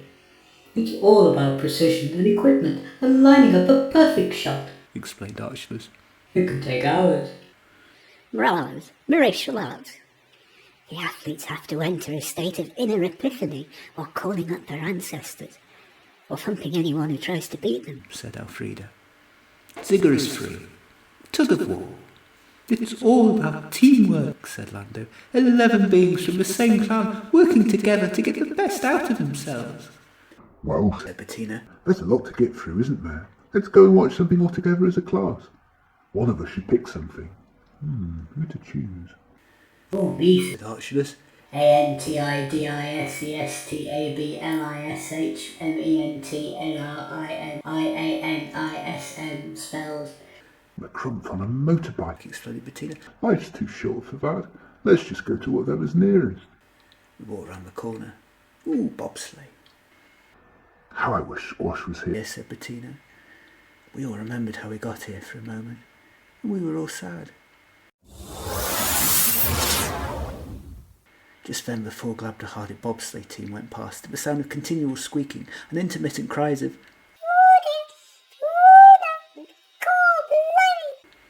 Do you see how brave they are? said Bettina. That's what the intergalactic Olympic spirit is all about. Even if they are going to get trounced by the Belobrat bobsleigh team and come last. It's more foolish and brave if you ask me. Said Jake, scared for his team, who, to be truthful, weren't going terribly fast down the ice. I mean, what's the point of it? Well, it's sport, isn't it? Said Bettina. It just is. I mean, you might as well ask, why is the sky blue?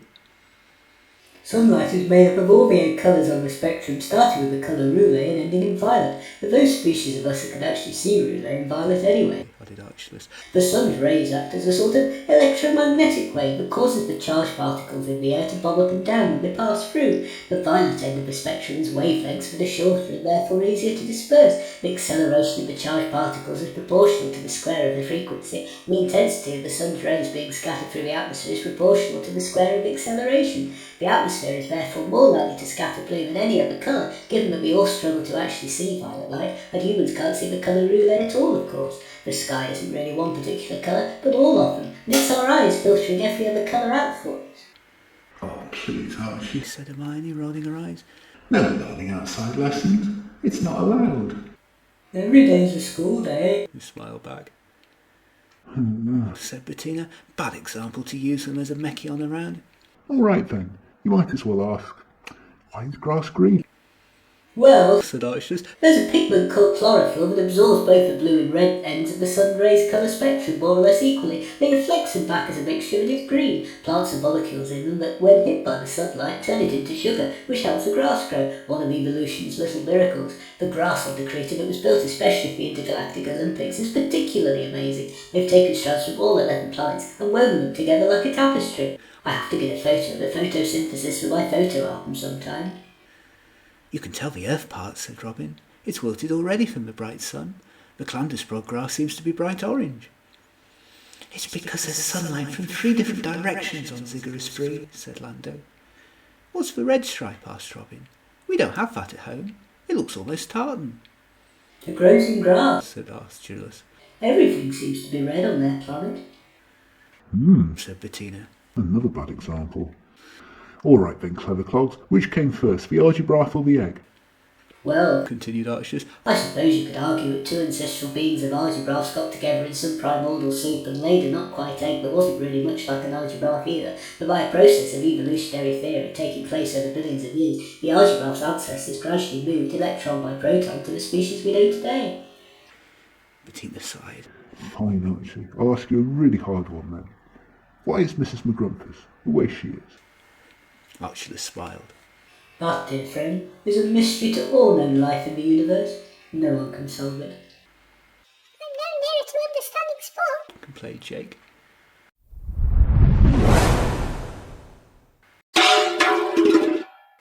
The Doosbury bobsleigh went past, scattering us with tidbits from her breakfast as it went round a sharp bend. So where are the human athletes from? Earth or your colony planets? XXXX asked Robin as she tried to dodge the crumbs. Do you think they will have brought any interesting sport diets along with them? Maybe, she said. Let's look. She peered into a sticker book. The men are from Mars, the women are from Venus, and the hybrids are from Earth, she said. I'm glad all the hybrids from the different planets get to compete against each other in their own categories now, said Lando. It seemed mighty unfair, both when we weren't allowed to take part and when we were up against single species. You don't like it when anything's not fair, though, said Bettina. I know, said Lando. When there's no reason for it, that seems unfair. Clandusprods believe in getting the best from all of us, whatever clan cave we're from. The same goes for all other beings too. Well, said Bettina. Belobrats were born to win, by any means possible. Oh, look, the first podium ceremony, let's watch. I wonder who won. Oh, is it her? No, Said Elfrida, fluttering up for a better look. I think you came third. Bettina's face fell. Oh, well, it's still a podium, She said. That still counts. Oh, wait, they're playing the Belobrat anthem for third place first. Now listen carefully, everyone. This is the best anthem in the entire universe. Oh, brother, Sighed Hermione. being stuck on an alien planet with a jingoistic Belobrat was exactly why I risked life and limb to leave Orpheus. I think I might prefer one of Mrs. Maggrumph' classes. But Bettina's enthusiasm was infectious, and the rest of us were keen to hear our first Alien International anthem. It lasted approximately 10 minutes. It included congratulations to the planet, praise to Belobrat ancestors even Bettina had never heard of, and a hymn. The Belobrat receiving their medal smugly stood on the podium and sang along with the music, as did Bettina.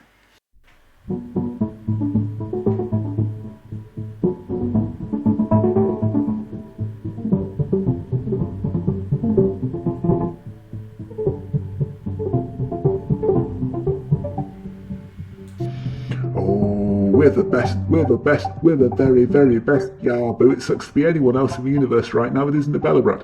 Why are we so amazing? It must be fate that made us born winners. We rule the waves and the sky. Everyone else is slaves. Sprod save our brilliant souls. We're the best.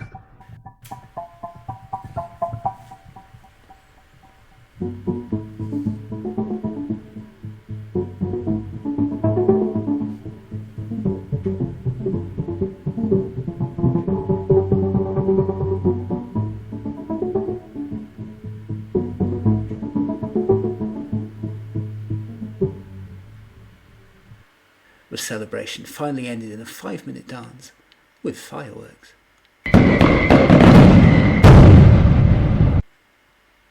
Given all that fuss, we're lucky they only came third. I dread to think what they'd have done if they'd come first. Muttered Hermione. Just because you lost, Said Bettina haughtily. Now who came second? To our surprise, a quaking Glabdiharbit got up on the podium to collect a trophy. Well, I say got up as a manner of speech. Actually, the dignitaries went down to where she was sitting under a specially built podium and handed their captain her trophy, which was too big for her to carry. Squeak, squeak, squeak. The Glabdiharbit anthem went, and ended with the immortal line, I'm sorry you lost. I'm sure you'll win next time. Please don't eat me. Oh, said Bettina. Well, that podium celebration was really short. Maybe we'll get enough time to see the other events after all. Who came first? Oh dear, Said Elfrida, fluttering up for a look. it was a Camalosian. Good Glabdiharbit grief. Moaned Bettina. We'll be lucky this ceremony ends before next year now. The Camalosian captain got up on the podium.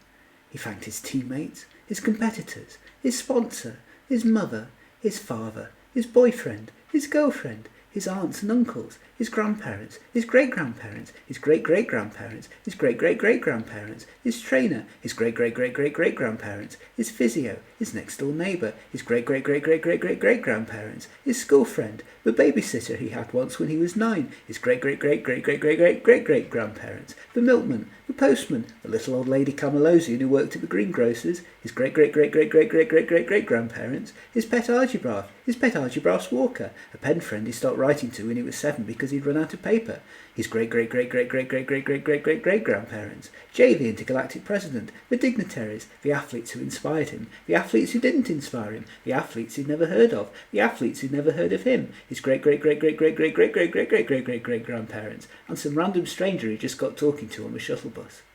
I did it all for you, he finished, to the loudest cheer of the night, which, so Bettina rudely pointed out later, was more because he'd stopped speaking than for anything he'd actually achieved. I wonder why his speech was so short this year, I thought. Oh well, Is it over? said Bettina, propping up Hermione, who had nodded off.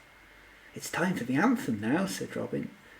Oh no, Groaned Bettina. not a Camalosian winner. This has got to be the longest anthem on the podium ever.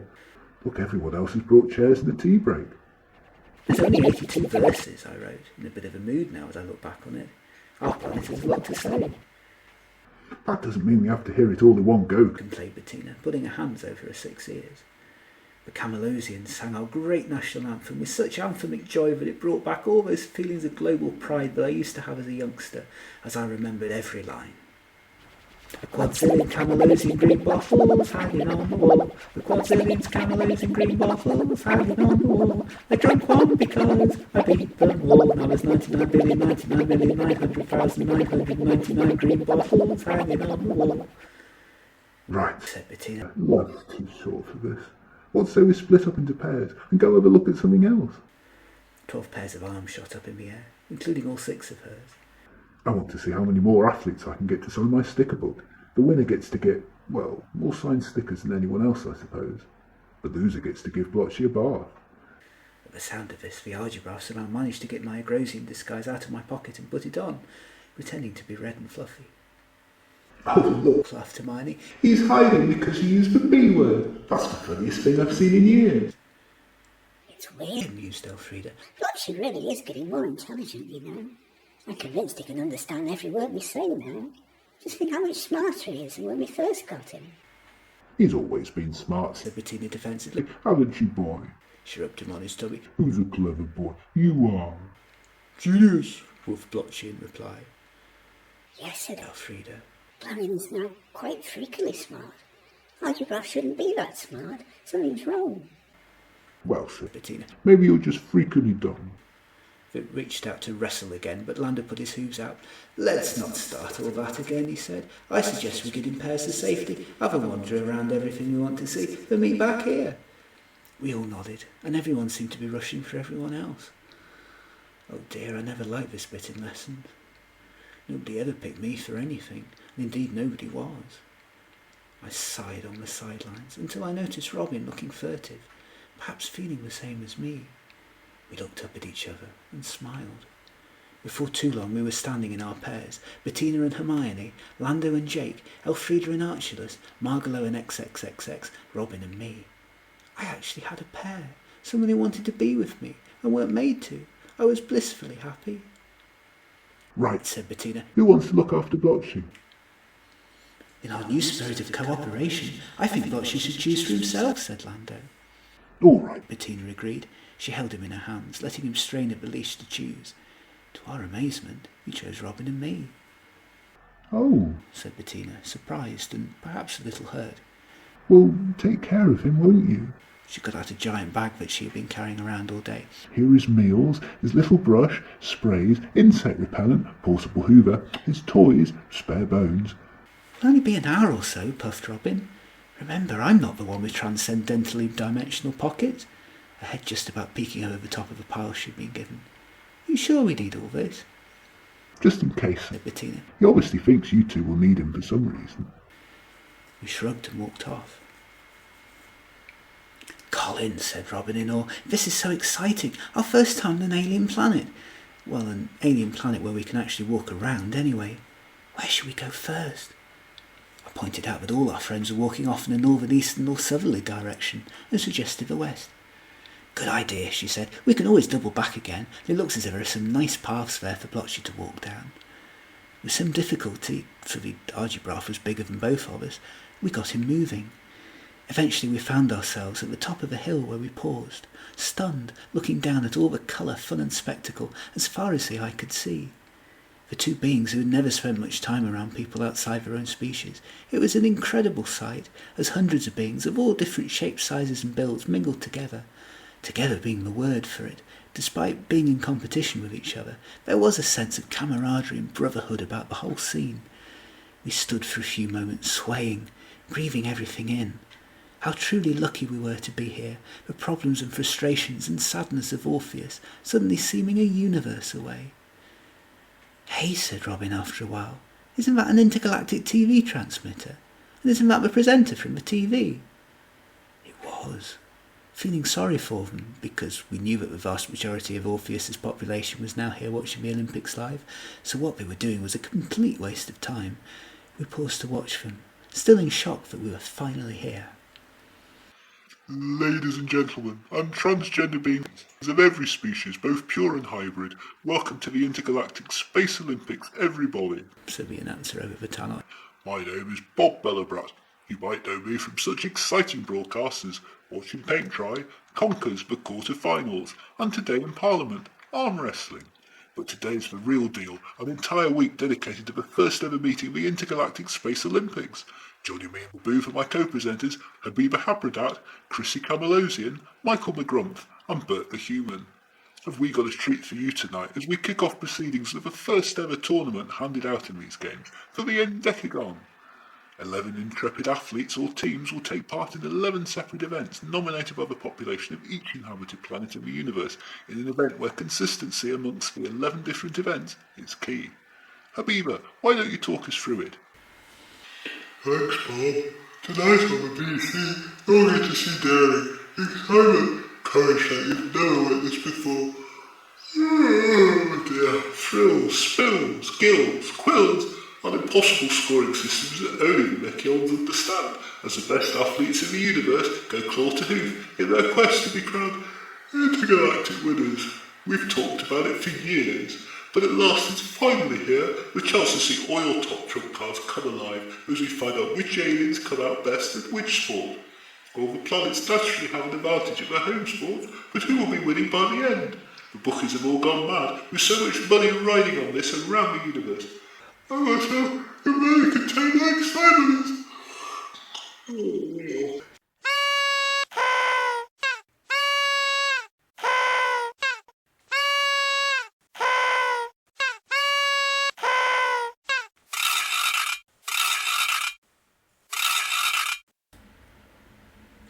This is Bert here, as my co-commentator seems to have fallen asleep.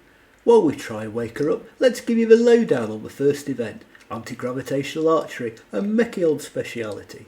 The rules may take a bit of explanation, so before we start, let me run you through them. For those of you with a football on your planets, it's a little like that, crossed with lacrosse, as well as archery, but played on a special anti-gravitational field using scoreboards on poles and a special dart ball that can be held with a stick as well as your legs and feet. Players can send the ball through special hoops to turn the gravitational pull on and off as the game demands, though of course the offside rule still applies on the ground, and an off-orbit rule applies in the air. Teams are made up of 11 players and a goalkeeper who is allowed to sit on, smother or, after an appeal to the judges from Doosbury, eat the ball, as well as using it for a trampoline. Well, the players are about lined up and ready to come on the pitch now, so why don't you offer us your amazing insights, my co-commentators? Thank you, Bird. Chrissy Camalosian here. The Habridat players have all walked out in their lone red, yellow and roulette strips, colours that were first used during the War of Independence in 647856-ZTA.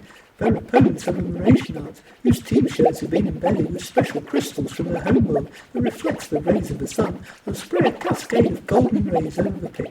This represents the heritage of their planet as established in the Belobrat Wars and re-established during the incidents of 150 years ago, when evil tyrant King Orpheus took over the planet and banned all sports up.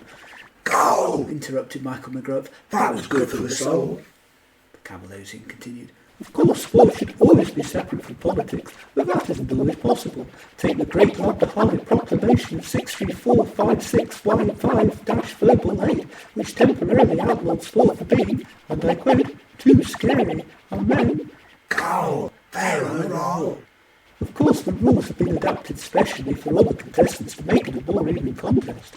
Statistically, the Habridats would seem to be the stronger team on paper, coming into this match as they do after a series of excellent warm-up events, and the fact that they weigh a total of 0.0005 kilojoules more than their opposing team, and... Oh, look, what a sob. That got them on hope. Of course, the fact that they're the only team in the competition that can actually fly. The Mrasianarts are putting up a good defence, though, I think. What say you, Michael? Okay, Bojo, said Michael. just so. Well, maybe that's a little unfair. I think you'll find that their performance today reflects on the inevitable bolstering that has overtaken this particular event since its glory days of 200 years ago. For if you take into account the fact that the first team, hitherto referred to as the first party, are specialists at this sort of thing. Goal! Wait, no offside! Penalty! Oh, wide! The Mekkion ref got it wrong! Do better next time, for right. Amazing insight there, Michael. Adila, I'm going to hand back to you, partly for your insight, but mostly because my co-commentator is running around the booth like a madman and his antlers are pointing. Thank you, Chrissy. I can really contain my excitement at what a thrilling game.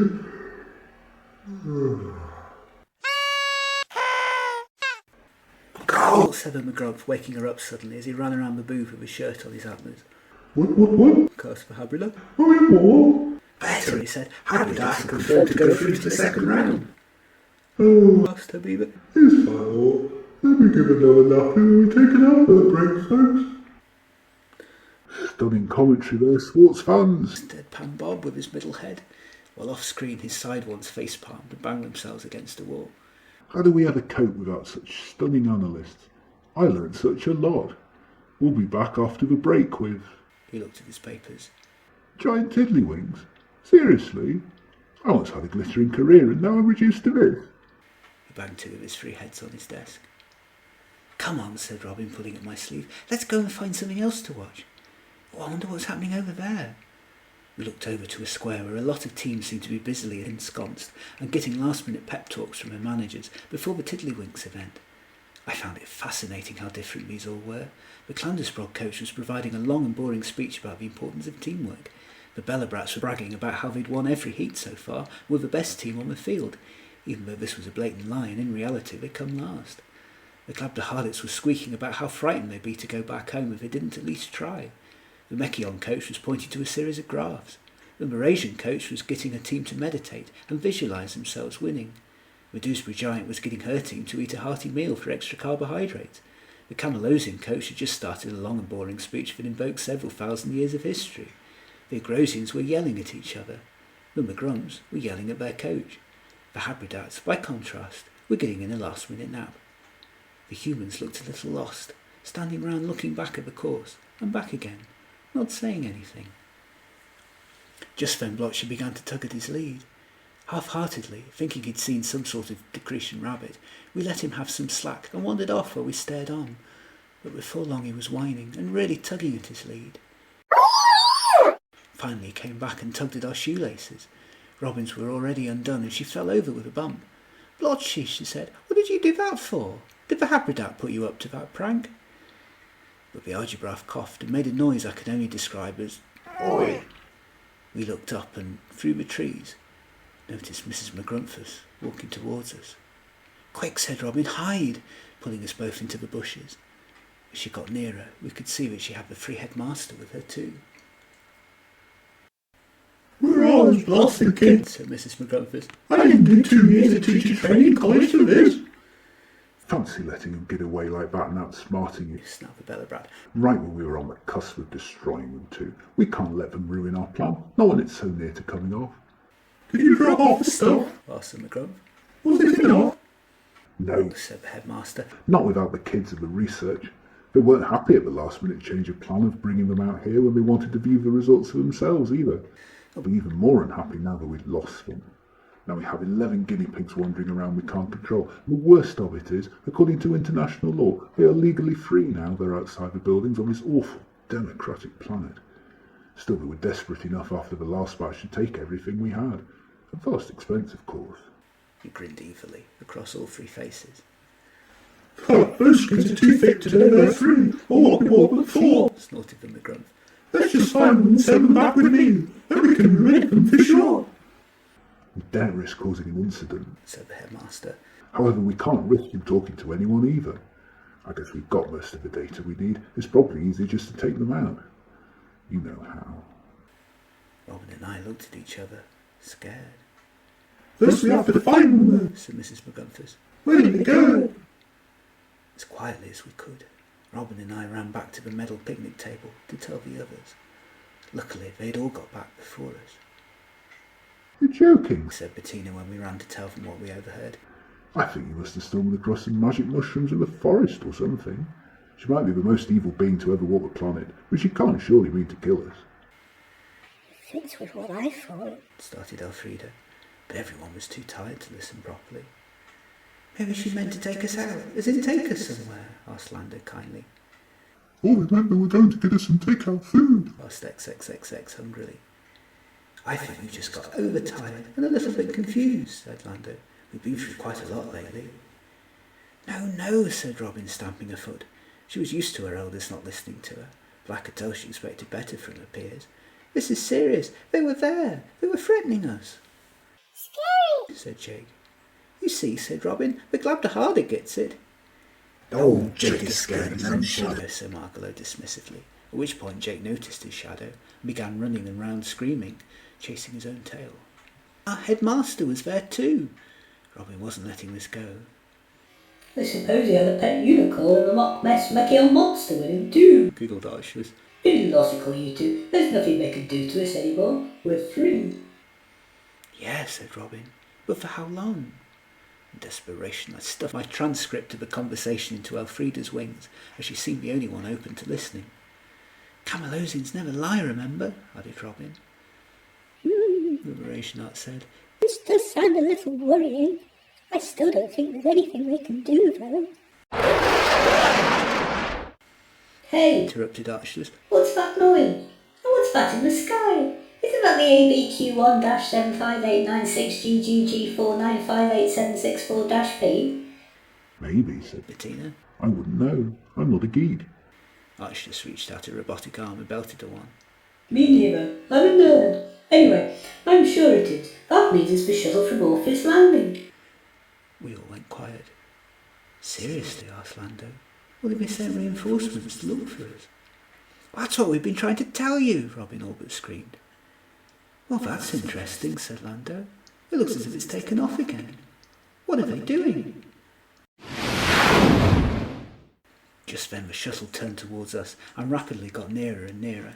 Jake's fur was standing on edge, and he grabbed as many of our hands, paws, wings, claws and hooves as he could under the table with him, squeaking with the loudest voice we'd ever heard him use. danger, under the table now!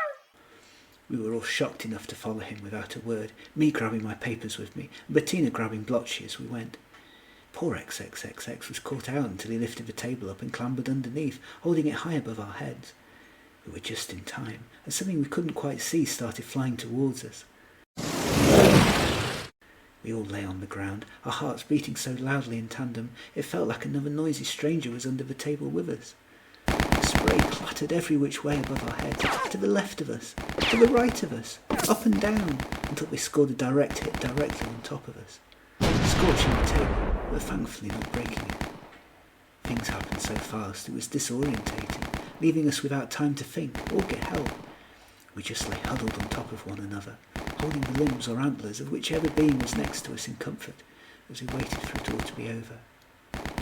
Finally, there was a breaking sound.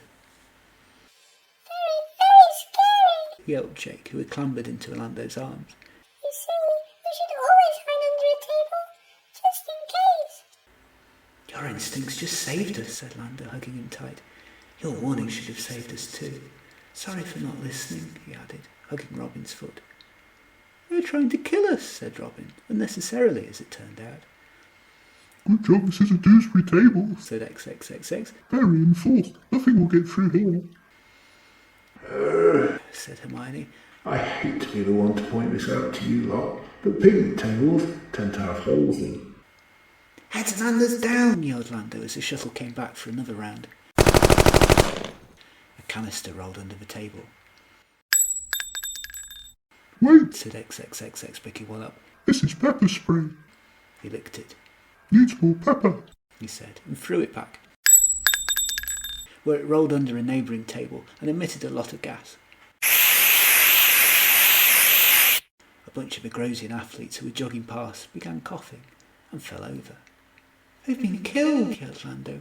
Those poor innocent people. What? Said XXXX, distraught. I killed someone. Accidentally hurting someone without meaning to. That's my greatest fear of growing up. Said the Doosbury Giant. No, XXXX, it's all right. Said Elfrida, doing her best to hold her friend back from rushing to help. I think they're only stunned. The shuttle came back in again and landed close to the other table. Everybody down as low as you can. Hissed Bettina. Somehow XXXX moulded himself into the top of the table. We all watched breathlessly as two pairs of semi-familiar legs walked past. Mum? Whispered Margalo, just pulling her antlers back out of view in time. That's Mrs. Maggrumph, Squeaked Jake. I'm used to peering out from under my desk and seeing those legs. And it's not the three-head master.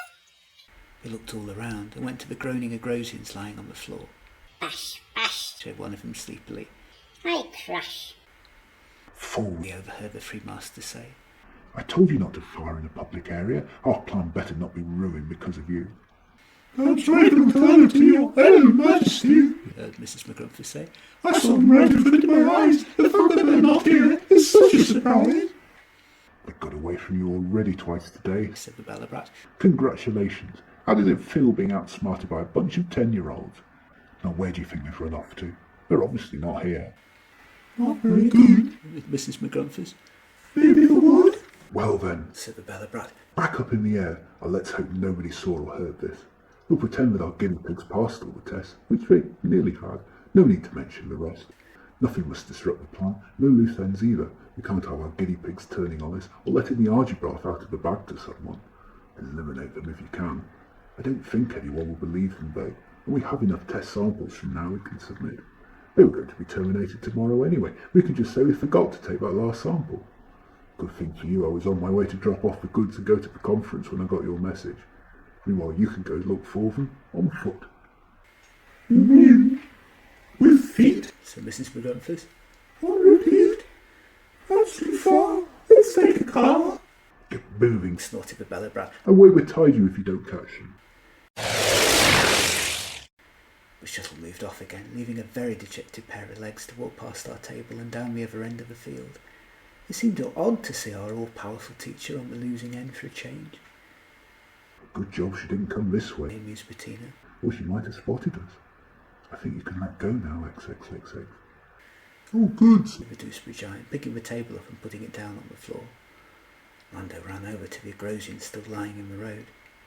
It's all right, he said. We'll get help. Your clan will be with you soon. Hermione looked around helplessly. But where from? Who do we trust? I say we contact Woolworth. Said Bettina after a moment's thought. I know we don't know her well, but we have to trust somebody. You're the only one with access to the Universal. Can you find a website and her address, Archulus? The Mekkion nodded. This way. He said. Luckily it's in the opposite direction to the Maggrumph.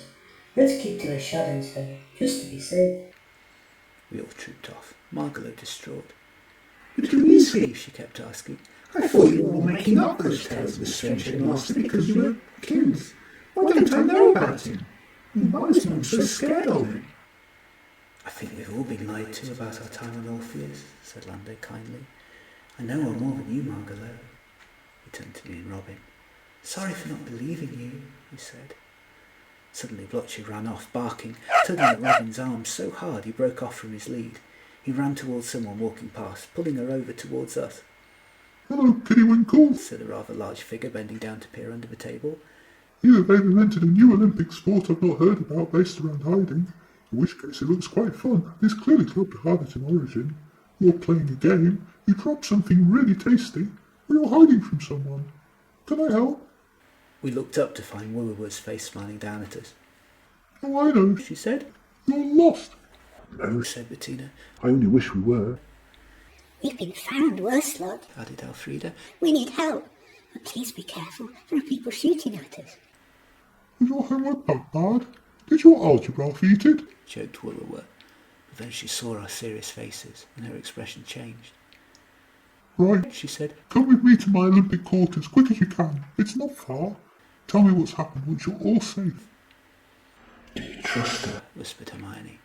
I mean, we said we'd never trust an adult again. There's no way she's going to believe everything that's happened to her. Said Archers. Logically, I wouldn't either. Fact. Maybe she's in league with the school. Asked Margalo. Everyone else seems to be. She isn't the one shooting at us, though, pointed out Robin. We have to trust someone, said Lando. I would trust Woowa with my life, Said XXXX with stars in his eyes. even my sandwiches. Oh, Blotchy seems to trust her. Whispered Bettina out the corner of her mouth. We looked over to where the Argybraf was dancing happily. I say let's risk it. I don't want to make this decision on my own, though. Are we all agreed? We nodded, keeping an eye out for the shuttle to come back, and hoping we weren't going to bump into the headmaster or our feared teacher. We got out, said our thank yous, and trooped behind her. Right then, Said Woowa, once we were all sat in a room, all of us balanced precariously on her bed, apart from XXXX, who was sat in one of her special Doosbury chairs, and Lando, who was dangling his feet over the side of a bath. We were all clutching meals on our knees, which tasted so much better than we had on Orpheus, presumably because it was all real food cooked by hand, not taken from a replicator machine. I think it's about time you got out of that awful grey school uniform and put on something more colourful. Those teachers of yours won't be able to spot you then. I think I have some of my old serviettes somewhere, as well as a bunch of stuff from other planets and their team colours. Wild serviette rings will do for belts. We could make some really nice tartan outfits. I have a spare set of clothes that should fit XXXX too. They were too tight for me. These are clean, aren't they? Asked Margalo nervously. Mostly, Nodded Woowa. only breakfast crumbs. Margalo pulled a face. Wow, Said Bettina, impressed with hers and twirling in a mirror. These fit a lot better than my uniform ever did. I look even more amazing than normal. I love all the different colours blended together, said Robin. It feels as if we belong to our own team now, made up of every planet. Team Tartan, Wrap your head at walls. said Elfrida to Archdus. You know how the titanium gets cold. He did the same to her wings, wrapping a spare serviette around her tight. The same with your third eye and chakras. He said. hey, Laughed Hermione, you've even got a costume for Blotchy, I see. He's in uniform too. but she woofed and wagged his tail happily from underneath his serviette coat. Now, Said Woowa, more seriously once we were all sorted. I think you better tell me everything. So we did, starting at the very beginning. My notes came in very useful. Said the Doosbury Giant by the end. You have been through a lot, you poor, poor children. She picked up Jake and hugged him tight. How scary it must have been for you all. I can't believe he was shooting at us. Said Hermione. Actually trying to knock us out. She stopped and thought for a moment. I didn't think my jokes were that bad. You're probably not going to believe us. Said Bettina. No adult fella do. Well, there's certainly something odd going on here. I've never quite been able to figure it out. Woowa mused. Archulus, is it? You seem to have discovered some very damning yet plausible scientific evidence. There's also something else that might shed light on everything. Now it's my turn to ask you. Can you all keep a secret, children? Asked Willower. Yes, we all cried. Look, I can't prove this, but I suspect that my competitors are cheating. Not in an all's fair psyching out your competition Belobrat way either before you ask, but something more profound. There's this red goo I've seen people take. I'm not sure what it is. I've even been offered it myself, but I refuse to take it because as a Doosbury athlete, I'm very fussy about what goes inside my body. So are most of our athletes come to that. The other species aren't though, and have been taking it in huge quantities so often, all because they think it gives them an advantage.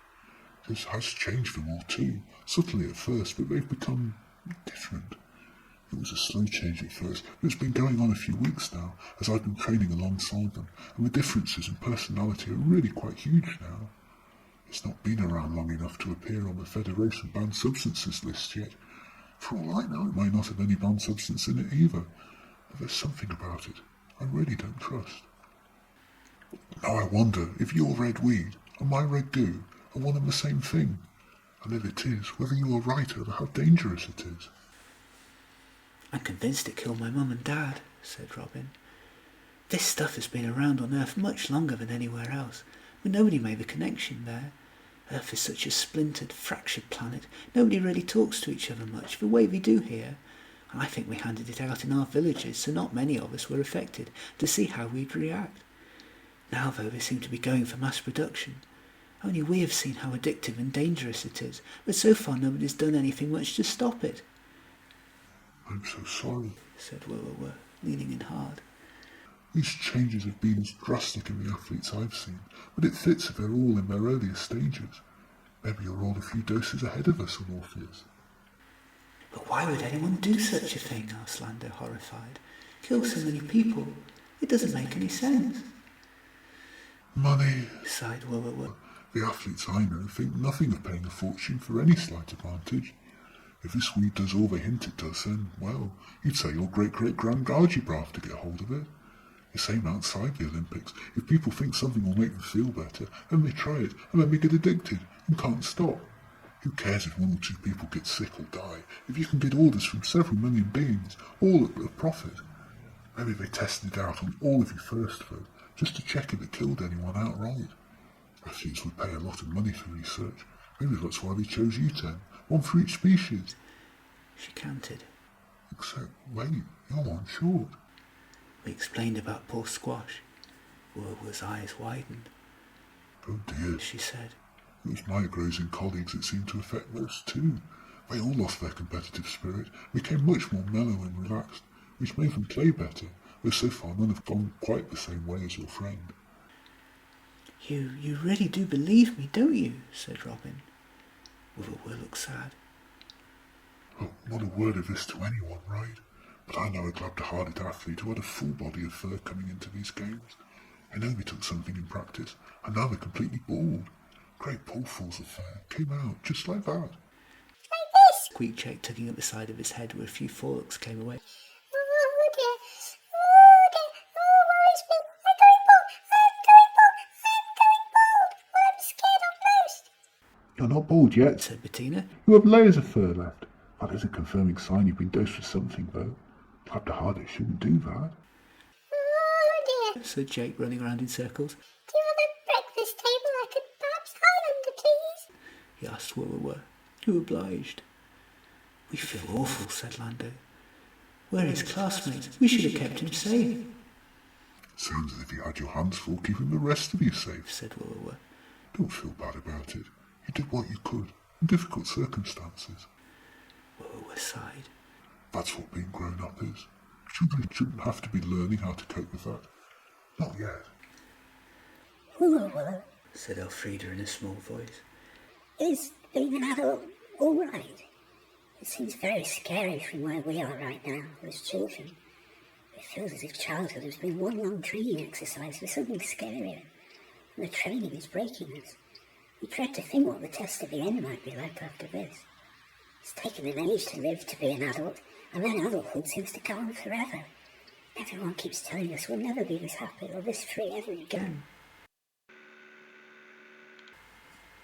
it's great, silly. She smiled. No one gets to tell us what to do, well, except other adults, most of whom we can go tell swivel without getting told off. You don't learn what life is like from books because you're too busy living it and making choices that you fall in love with, what you do for a career, what you do with your spare time. Of course, the downside is that because there's no one to tell you what to do, you have to think for yourselves more. The responsibility for everything you do is yours. But the mistakes you make are yours, not put on you by some dumb adult who's living out their own hang-ups. I'll tell you something else too. As long as childhood seems, adulthood is over in the blink of an eye. It might last a century longer in real terms, but it feels about half the length, if I'm honest. Oh, said Elfrida, strangely comforted. it's just that all adults we know seem to be cross-patchy and grumpy and take it out on us, as if we've done something wrong, or they know some terrible secret we don't. I thought maybe adulthood was something to be feared. Not at all. Smiled Wubba. The reason adults fear children isn't because they know something you don't. It's because you haven't made life choices yet and got them wrong like some adults do and starved yourself of everything you once were and were born into. You have every chance to have a great life. Those of us who have great lives, though, know how rich and wonderful and creative and brilliant and full children can be of life, the universe and everything, and how much they can teach us, that they can be teachers as well as pupils. I like to think my life turned out pretty well. I followed my heart, did what I wanted to do, and what I felt called to do, and followed it, even through years of stress and misery when I felt like giving up.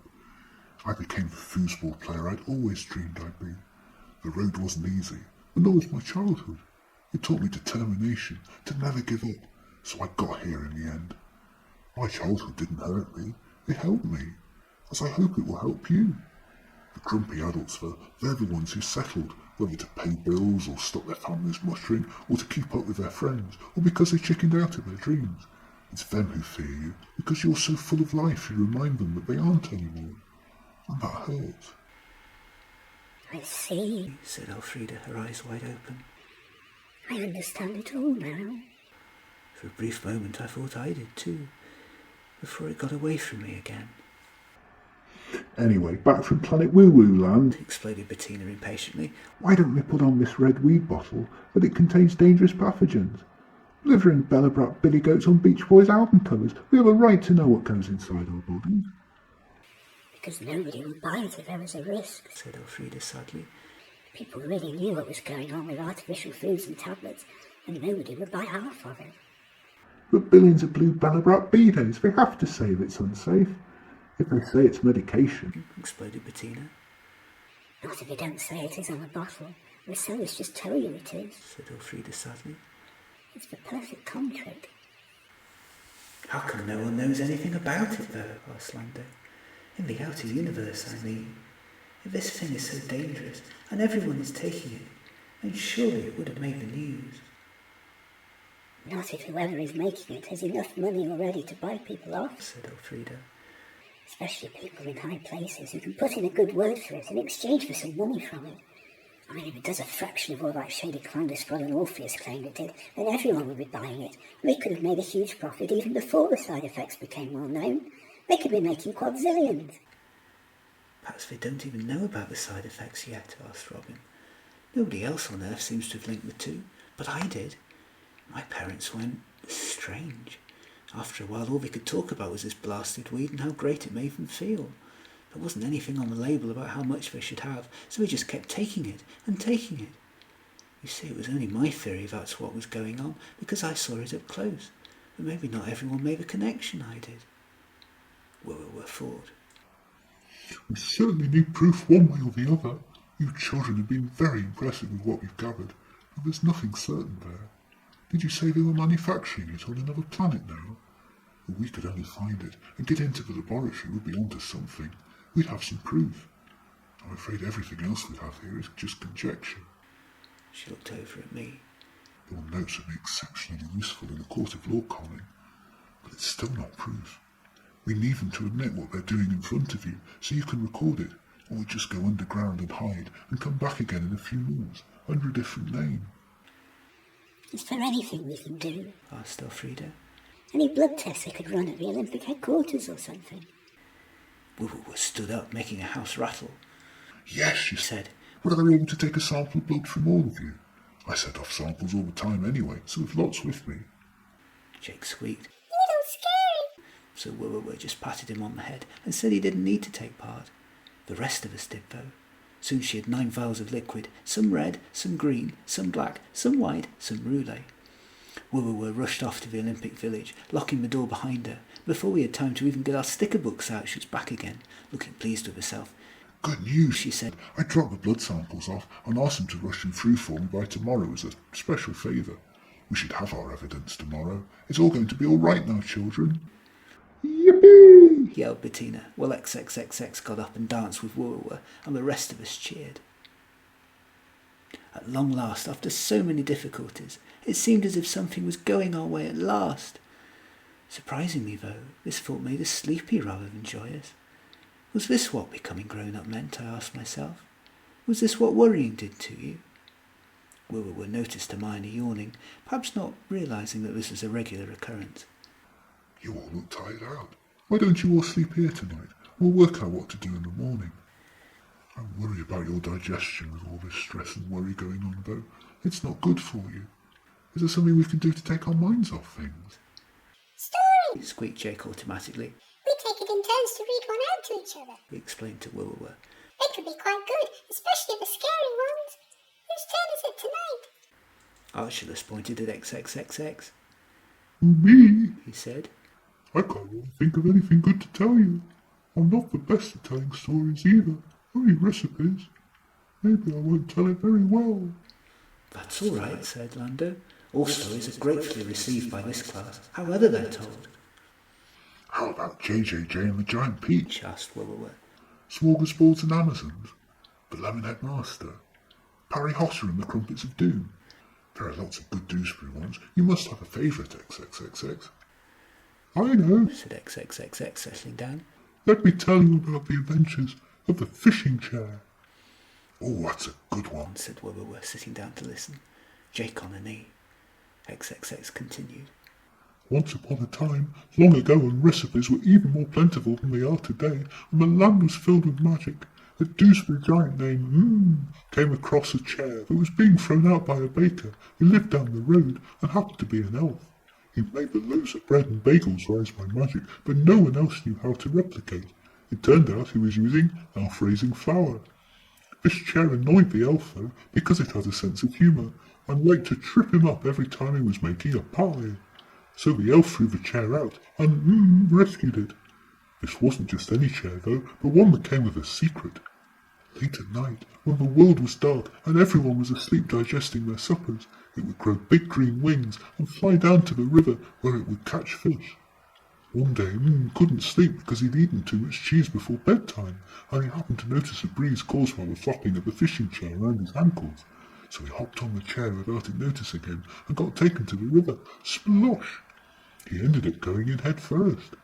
The chair, though, hadn't noticed him and just carried on fishing, hanging bait on its legs and splashing in the water till all the fish came up to have a look.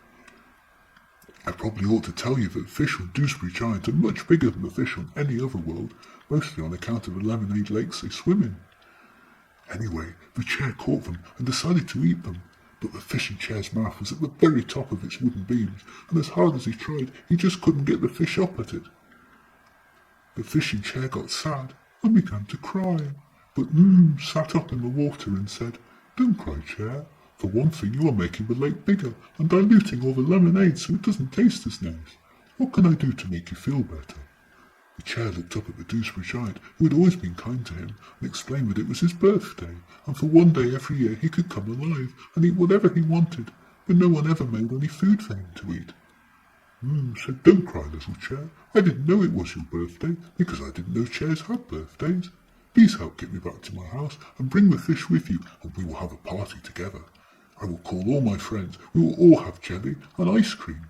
So they flew back with the fish sitting on top of on the chair, and they flew back to house, where he baked a fish cake specially for the chair's birthday and invited all his friends. There was much dancing and singing, and now on the chair's birthday, whenever he comes alive, everyone knows to go round his house and have a big party. The fishing chair said to "You are much nicer than that mean old elf. You are the best friend a chair could ever have." Said, now you're just fishing for compliments. Then the chair threw a cream pie at him for making such a bad joke, and they all had a food fight and lived happily but stickily ever after. The end. Very good, XXXX, grinned Woowa. You remember more of that story than I did. I had a feeling your story was going to involve food somehow, yawned Robin. They say read about what you know best, said XXXX. Good night, everyone. Maybe the fishing chair will come in the night and take us all far away from here. Jake, who was nearly asleep on Woowa's chair, squeaked an alarm. I hope not. He said. Flying chair sounds scary. Not this one, said Woowa. This one has seatbelts. And she went over into her kitchen and got out a string of sausages. These will keep you safe, she said, tying them round Jake with a wink to the rest of us, and settling back down in her chair. Before long everyone else was asleep, and there was only me left awake in the middle of Woowa's bed, enjoying the roller coaster ride as her stomach rose and fell, whilst writing up my notes with my head torch before the next morning. But what would that next morning bring?